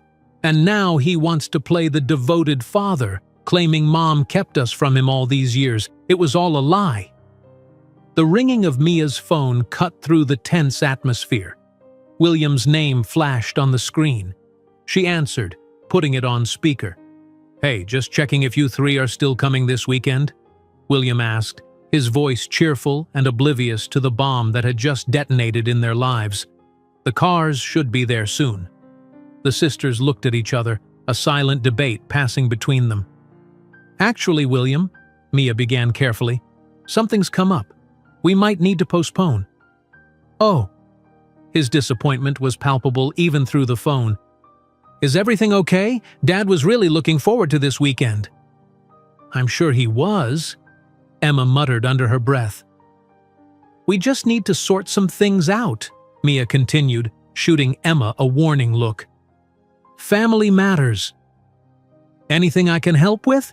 William asked, genuine concern in his voice. Another silent exchange between the sisters. "We'll call you back in 30 minutes, Mia promised. "We just need to discuss something important." After hanging up, the three sat in troubled silence for a moment. "So what do we do?" Lily asked finally. "Confront Harold with the recording? Cancel the weekend? Go back to Boston and pretend none of this ever happened?" "I vote we go to Long Island," Emma said, surprising her sisters, "but not to play happy family, to confront Harold with the truth, face to face. He owes us that much." "I agree," Mia nodded. "But we should verify this recording first. It's 25 years old. We need to be absolutely certain it hasn't been altered." "How?" Lily asked. "It's not like we can ask Harold if it's real." "No," Mia admitted, "but I have a colleague who specializes in audio authentication. If I send him the file now, he might be able to tell us something before we reach Long Island." "And William?" Lily asked quietly. "Do we tell him?" "This affects him too, in a way. Finding out his father isn't who he thought he was." "Not yet," Mia decided. "First Harold. Then we decide how to handle William." Emma nodded in agreement. "So we're really doing this? Spending the weekend with a man who rejected us before birth, then lied about it when we found him?" "We're confronting a liar with the truth," Mia corrected grimly. "What happens after that depends on what he has to say for himself." The Spencer summer home on Long Island was a sprawling Hamptons estate, less modern than the Manhattan penthouse but no less impressive. A white colonial mansion sat on meticulously landscaped grounds that stretched down to a private beach, the Atlantic Ocean providing a dramatic backdrop. Under different circumstances, the triplets might have been awed by the beauty of the place. Today, they barely registered it, their minds consumed by the recording they'd listened to repeatedly during the 2-hour drive from the city. "Remember, we agreed to wait until after dinner," Mia reminded her sisters as their car pulled up to the main entrance. "We need to be strategic about this. I don't know if I can sit through an entire meal pretending everything is fine," Lily said, her usual composure cracking under the pressure of what they now knew. "How do I look at him knowing he rejected us? Rejected Mom?" "You don't have to look at him," Emma replied pragmatically. "Just focus on your food. Let me and Mia handle the conversation." The front door opened before they could exit the car.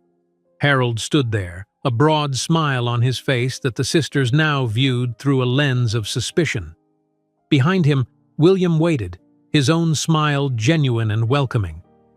"You made it," Harold exclaimed, moving to help them with their bags. "I was beginning to worry when you called to say you'd be delayed." "Something came up," Mia said neutrally, avoiding direct eye contact with him. "But we're here now." If Harold noticed the coolness in her tone, he didn't show it. "William's been like a kid on Christmas morning waiting for you three to arrive. Haven't you, son?" William rolled his eyes good-naturedly. "Way to make me sound pathetic, Dad." He stepped forward to greet each sister with a warm hug. "But yeah, I'm glad you made it. Victoria's been on edge all morning micromanaging the staff. Having you here will at least direct her energy elsewhere." "Where is Victoria?" Emma asked, scanning the entrance hall with its soaring ceiling and sweeping staircase. "Overseeing lunch preparations," Harold replied. "She's determined to make a good impression." He lowered his voice conspirationally.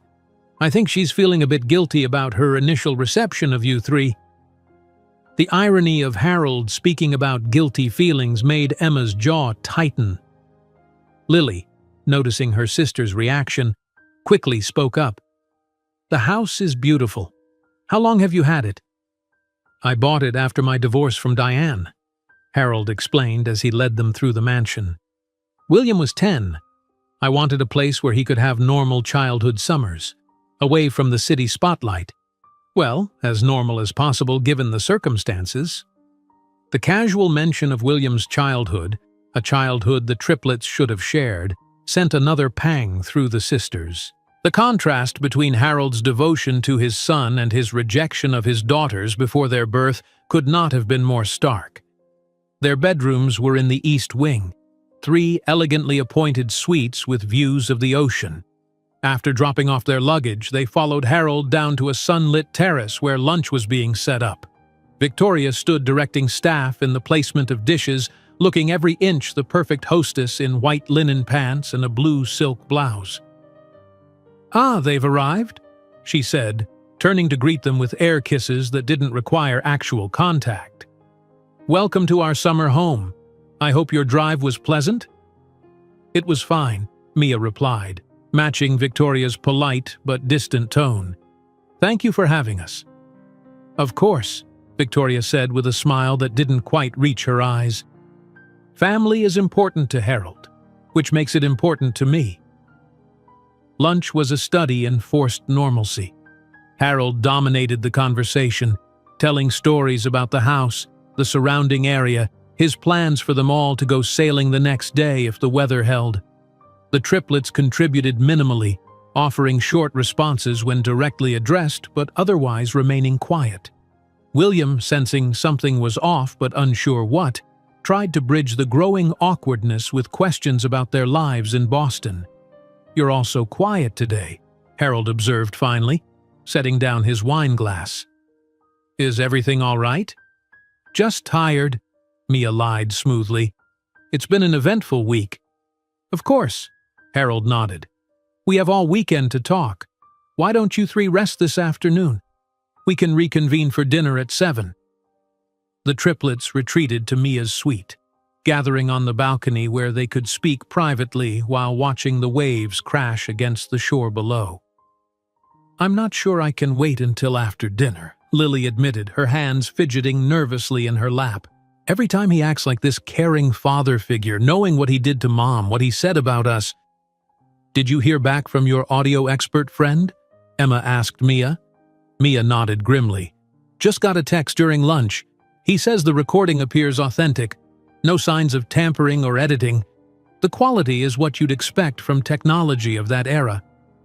"So it's true," Lily whispered. "All of it." "We need to proceed carefully," Mia cautioned. "Remember, we're in his house, on his territory. Once we confront him, we don't know how he'll react." "You think he might throw us out?" Emma asked skeptically. "I think a man who's lied about something this fundamental for decades might have other secrets," Mia replied, "and people with secrets can be unpredictable when exposed." Meanwhile, in Harold's study on the other side of the house, a different conversation was taking place. Victoria stood by the window, arms crossed as she watched her husband pace the room. "Something's wrong," Harold said, running a hand through his hair. "They're different today. Distant. Perhaps they're having second thoughts about all this," Victoria suggested. "It's a lot to adjust to, suddenly being part of the Spencer family." Harold shook his head. "No, it's something else. They were warming up to me, to William. Now it's like they've taken 10 steps back." He stopped pacing. "Did you say something to them, after your meeting with Emma?" Victoria's eyebrows rose. "Are you accusing me of sabotaging your relationship with your long-lost daughters?" "No, of course not," Harold backpedaled quickly. "I'm just trying to understand what changed between yesterday and today." A knock at the door interrupted them. William entered, his expression troubled. "Dad, can I talk to you? About the triplets?" "You've noticed it too?" Harold asked. William nodded. "Something's definitely up. When I went to check if they needed anything, I heard them talking on the balcony. They mentioned a recording, and your name. They got quiet as soon as they realized I was in the hallway." Harold's face paled slightly. "A recording? Did you hear anything else?" "Just that they're planning to talk to you about it tonight," William replied, his eyes narrowing at his father's reaction. "Dad, what's going on?" "What recording?" "I have no idea," Harold claimed, though his voice lacked conviction. "Perhaps it's a misunderstanding." Victoria studied her husband with a calculating gaze. "Harold, if there's something you need to tell us before dinner, now would be the time." Harold turned away, moving to the bar to pour himself a drink with hands that weren't quite steady. "There's nothing to tell. I'm sure whatever it is, we can sort it out over dinner." The evening arrived with a palpable tension that even the spectacular sunset over the Atlantic couldn't dispel. The triplets dressed for dinner in coordinated but not identical outfits, a subtle shift from their previous appearances together. Each sister wore the same style of dress in a different color: Mia in navy, Lily in burgundy, Emma in forest green. It was the unconscious symbol of their unity, but individual strength as they prepared for confrontation. Dinner was served in the formal dining room, a grand space with a crystal chandelier and panoramic windows that would normally frame the moonlit ocean, but tonight were just reflective black mirrors. The first course passed in awkward conversation, with William making valiant attempts to engage everyone while Harold watched the triplets with growing concern. As the main course was being cleared, Mia made eye contact with her sisters, receiving slight nods in return. It was time. "Harold," she began, her voice steady despite the adrenaline coursing through her system, "there's something we need to discuss with you." Harold set down his wine glass, his expression wary but composed. "Of course. What is it?"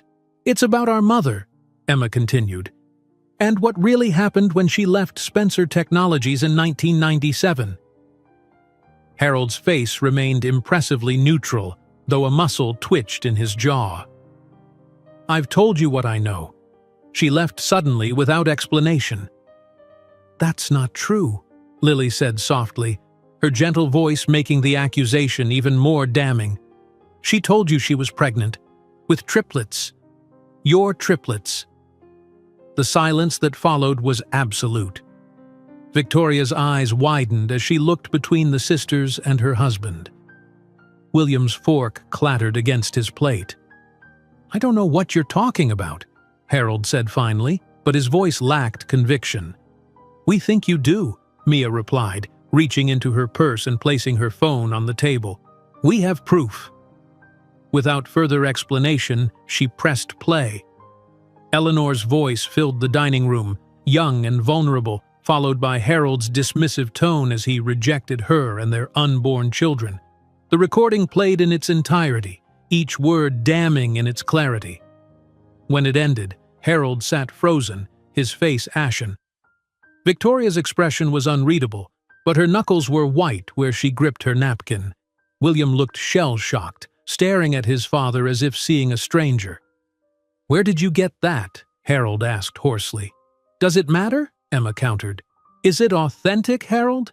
Is that really how you responded when our mother told you she was pregnant with us?"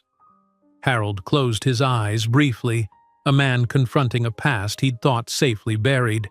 When he opened them again, there was defeat in his gaze.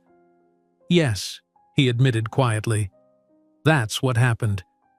"So you lied to us," Mia stated flatly. "You knew about us all along. You rejected us before we were even born, then pretended our mother kept us a secret from you." "It's not that simple," Harold began, but Emma cut him off. "It seems pretty simple from where we're sitting," she said, her lawyer's precision making each word a scalpel. "You chose your company, your engagement, your reputation over your own children, and when we showed up 25 years later, you saw an opportunity to rewrite history." "Dad," William interjected, his voice laced with disbelief. "Is this true? Did you know about them all this time?" Harold looked at his son, genuine pain in his expression. "I knew Eleanor was pregnant, yes, but I convinced myself it couldn't be mine, that she was lying to trap me, to derail the Chambers merger." "And after we were born?" Lily asked, the hurt child in her needing to understand. "Did you ever try to find out what happened to us? To her?" Harold's silence was answer enough. "I don't understand," Victoria said, speaking for the first time since the recording played. "If you knew about them, why act so surprised when they appeared at our wedding? Why the DNA test? Why all this?" She gestured around the table. "This family reunion charade?" Harold ran a hand over his face, suddenly looking older than his years. Because when I saw them standing there, looking so much like Eleanor, I realized what I'd thrown away, what my ambition had cost me. The DNA test was... I suppose it was a desperate hope that they weren't mine after all, that I hadn't made such a terrible mistake all those years ago. "But we are yours," Mia said, her voice surprisingly gentle despite her anger. "And you rejected us. Twice. First when our mother told you she was pregnant, and again in your mind when you hoped the DNA test would be negative." "No," Harold protested, leaning forward urgently. "Not the second time. When the test confirmed you were my daughters, I was relieved. It gave me a chance to make things right, to be the father I should have been from the beginning." "Or to ease your conscience," Emma suggested coldly. "Perhaps both," Harold admitted with unexpected honesty. "Is that so hard to understand? People can change in 25 years. The man who rejected your mother was young, ambitious, terrified of losing everything he'd built. The man sitting before you now has achieved all those ambitions and discovered they mean nothing without family to share them with." William, who had been watching the exchange in stunned silence, finally spoke. "All these years, you let me believe I was your only child, that you were this moral, upstanding father who always did the right thing." "I wanted to be that man for you," Harold said, turning to his son. "And in many ways I was. Being your father changed me, William. It showed me what really matters." "Just not enough to find out what happened to your other children," William replied, the hurt evident in his voice. A heavy silence fell over the table, broken only by the distant sound of waves crashing against the shore. The truth was finally out, but its aftermath was still unfolding, reshaping relationships and shattering illusions with each passing moment. Victoria, ever practical, was the first to recover. "I think we could all use some air. Perhaps we should continue this conversation tomorrow when emotions aren't quite so raw." "No," Lily said with unexpected firmness. "We've waited 25 years for the truth. I think we deserve answers tonight." She turned to Harold, her gentle eyes now hard with resolve. "Why did you really want to find us now? Is it guilt? A midlife crisis? Or is there something else you're not telling us?" Harold Spencer, a man accustomed to controlling every aspect of his life, sat at the head of his dining table with his carefully constructed world crumbling around him. The recording of his younger self, cold, calculating, ambitious, had stripped away the veneer of the benevolent father he'd tried to become. Now, faced with Lily's direct question about his true motives, he seemed to age before their eyes, the weight of decades of deception finally settling on his shoulders. "I deserved that question," he said finally, his voice quiet but steady.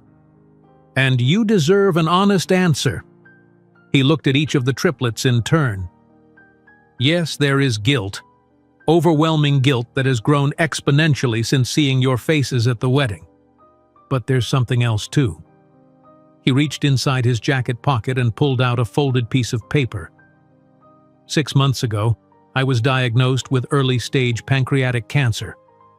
Victoria gasped softly.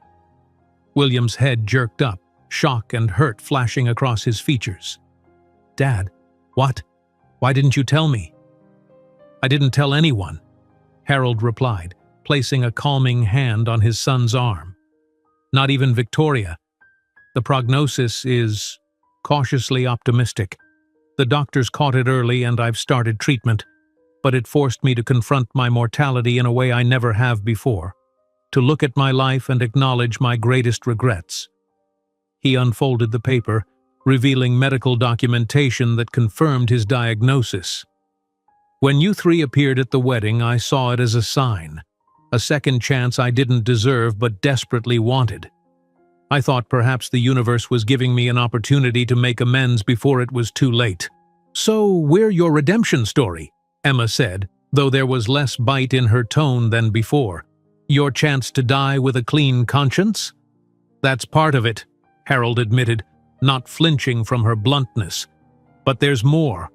When I read Eleanor's letter, when I saw how she had raised you three without a word of bitterness toward me, despite what I'd done." He paused, emotion threatening to overwhelm him. "I realized I wanted to know you, not for my conscience but for yourselves, because you're extraordinary women who happen to be my daughters." Victoria, who had been watching Harold with an unreadable expression, spoke up. "Why didn't you tell me about the diagnosis? About any of this?" "Pride," Harold answered simply. "The same pride that cost me 25 years with my daughters. I didn't want you to see me as weak, as mortal. And once the triplets appeared, I was afraid you'd think my interest in them was only because of the cancer, that I was frantically trying to create a legacy before time ran out." "Isn't that exactly what you're doing?" William asked, his voice tight with emotion. Harold turned to his son, his expression pained but honest. "Not in the way you think. I'm not looking to divide the company or the fortune. I'm looking to mend what's broken, within our family and within myself. Legacy isn't just about money or business, William. It's about the people you've loved, and how you've loved them." He looked at the triplets again, or failed to love them. Mia, who had been silent throughout this revelation, finally spoke. "Does the cancer change anything for us? Should it?" Leave it to Mia to cut to the heart of the matter. Her question hung in the air, forcing everyone to confront the fundamental issue. Did Harold's illness obligate the triplets to forgive him, to embrace the father who had rejected them before they were born? "No," Harold said firmly. "It shouldn't change your feelings or your decisions. I didn't tell you about the diagnosis to manipulate you into forgiveness. I told you because you asked for my true motives, and I've lied to you enough." Lily, her natural compassion warring with the hurt of betrayal, asked, "Did you ever try to find us? After we were born?" Harold's hesitation told them the answer before he spoke. "No," he admitted. "I convinced myself it was better that way. That Eleanor would have moved on, found someone else to raise you with, that disrupting your lives would be selfish." "That's convenient reasoning," Emma pointed out. "It was cowardice," Harold corrected her. "Pure and simple. By the time William was born a few years later, I had mastered the art of compartmentalizing. The past was the past. I focused on being a good father to him, as if that could somehow balance the scales." William, who had been struggling to process these revelations, looked at his father with new eyes. "You've always told me that integrity is everything in business and in life, that your word is your bond. And it was the biggest hypocrisy of my life," Harold acknowledged, "preaching values to you that I had failed to live by myself. I'm sorry, son, not just for lying to you about your sisters, but for failing to be the man I pretended to be." William turned to the triplets. "I want you to know that I had no idea about any of this. If I had known I had sisters out there—" His voice trailed off, the weight of what might have been hanging heavy in the air. "We know," Mia assured him. "None of this is your fault, William." An uncomfortable silence fell over the table. Victoria, ever the pragmatist, broke it. "So where do we go from here? All of this has been illuminating, but the question remains. What happens next?" It was a good question. The truth was out, the lies exposed. But did that mean the end of their nascent family connections, or the painful beginning of something more authentic? Lily was the first to respond, her natural instinct toward healing pushing through her hurt. I think we need time to process all of this, but I don't want to just walk away and never look back." Emma looked surprised at her sister's words. "After everything we've learned, you still want a relationship with him?" "Not the same relationship we thought we were building," Lily clarified. "But yes, some kind of relationship. Mom kept us from hating him all these years by letting us believe he never knew about us. She must have had her reasons for that mercy. I think we owe it to her memory to at least consider forgiveness." Mia nodded slowly, her analytical mind having already reached a similar conclusion. Mom could have used that recording at any time. She could have demanded child support, exposed him publicly, ruined his reputation, but she didn't. She raised us to be strong, independent women who didn't need a father, but who might someday choose to know him. Emma, the most resistant to easy reconciliation, considered her sister's perspectives. "I'm not ready to forgive," she said finally, "but I am willing to listen, to try to understand how the man who rejected us became the man sitting at this table now." Harold, who had been bracing himself for their rejection, looked stunned at this tentative opening. "I don't deserve a second chance," he said, his voice rough with emotion, "but I would be grateful for one, on whatever terms you set." "I have terms," Emma said immediately, her legal mind already at work. "No more lies, no matter how painful the truth might be. Complete transparency about your health, your intentions, everything." "Agreed," Harold said without hesitation. "And no more pushing us into your world," Mia added. "No gala introductions, no trust funds, no society events unless we specifically ask for them. We build this relationship at our pace, not yours." "Absolutely," Harold agreed. "Anything else?" "Yes," Lily said softly. "Tell us about her, about Mom. Not just from the last few days you knew her, but what you remember about who she was back then, what you admired about her, what made you care for her before everything went wrong." Harold's expression softened at the request. Eleanor was remarkable. Brilliant, yes, but also quietly funny.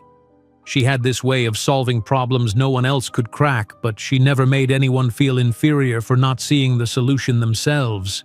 She loved rainy days and black coffee and mystery novels. A small sad smile touched his lips. She used to hum when she was really focused on a problem, always the same song, "Bridge Over Troubled Water." I don't think she even realized she was doing it. The triplets exchanged glances, a shared memory passing between them. "She still did that," Mia said quietly. "All our lives, when she was cooking or paying bills or helping us with homework, always that song." A moment of connection passed between them all, a thread linking past to present, the Eleanor who had loved the young Harold to the woman who had raised 3 remarkable daughters alone. "There's something else you should know," Lily said, reaching into her purse. She pulled out a small, worn photograph and handed it to Harold. "We found this among Mom's things after she died." Harold looked down at the image. Eleanor, much older than when he'd known her, seated in a hospital chair with an IV in her arm. Despite the obvious illness, she was smiling, holding up a newspaper with Harold's face on the cover, a recent article about Spencer Technologies' breakthrough in renewable energy. The date stamp on the photo showed it had been taken just weeks before her death. "She followed your career," Mia explained. "All these years.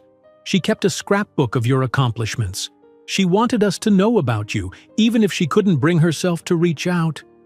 "Or didn't think you deserved to know us," Emma added, though her tone lacked its earlier edge. Harold stared at the photograph, a tear slipping down his cheek unchecked. "I didn't deserve her forgiveness," he said finally, "or yours. But I'm going to spend whatever time I have left trying to earn it." Victoria, who had been observing this emotional exchange with surprising empathy, finally spoke up. "Perhaps we should continue this conversation in the morning.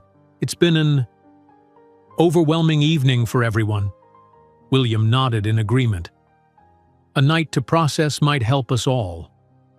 As they prepared to leave the dining room, Harold stopped the triplets with one last question.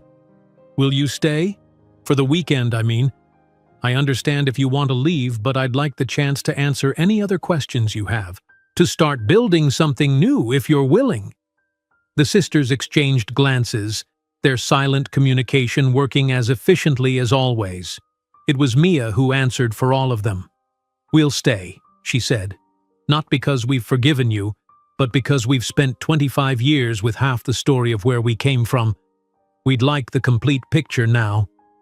That night, as the waves crashed against the shore outside their windows, 4 children of Harold Spencer wrestled with the revelations of the evening. Each came to their own conclusions about forgiveness, family, and the complicated legacy of secrets long buried. And somewhere, perhaps, Eleanor Morgan watched over them all. The man she had once loved, the daughters she had raised alone, the son who had grown up never knowing his sisters, and the woman who had married a man with a past he couldn't outrun. Perhaps she finally found peace in knowing that the truth, however painful, had at last come to light. In the morning, they would begin the difficult work of building a true family from the ashes of lies and lost years. It wouldn't be easy. Real forgiveness rarely is. But as the first light of dawn broke over the Atlantic, illuminating the Spencer estate in gentle gold, there was hope, fragile but real, that from truth might come healing, and from healing a family bound not by obligation or appearances, but by choice and, eventually, love. If you enjoyed today's video, I'm sure you'll love the next one. Don't waste time. Just click on the screen.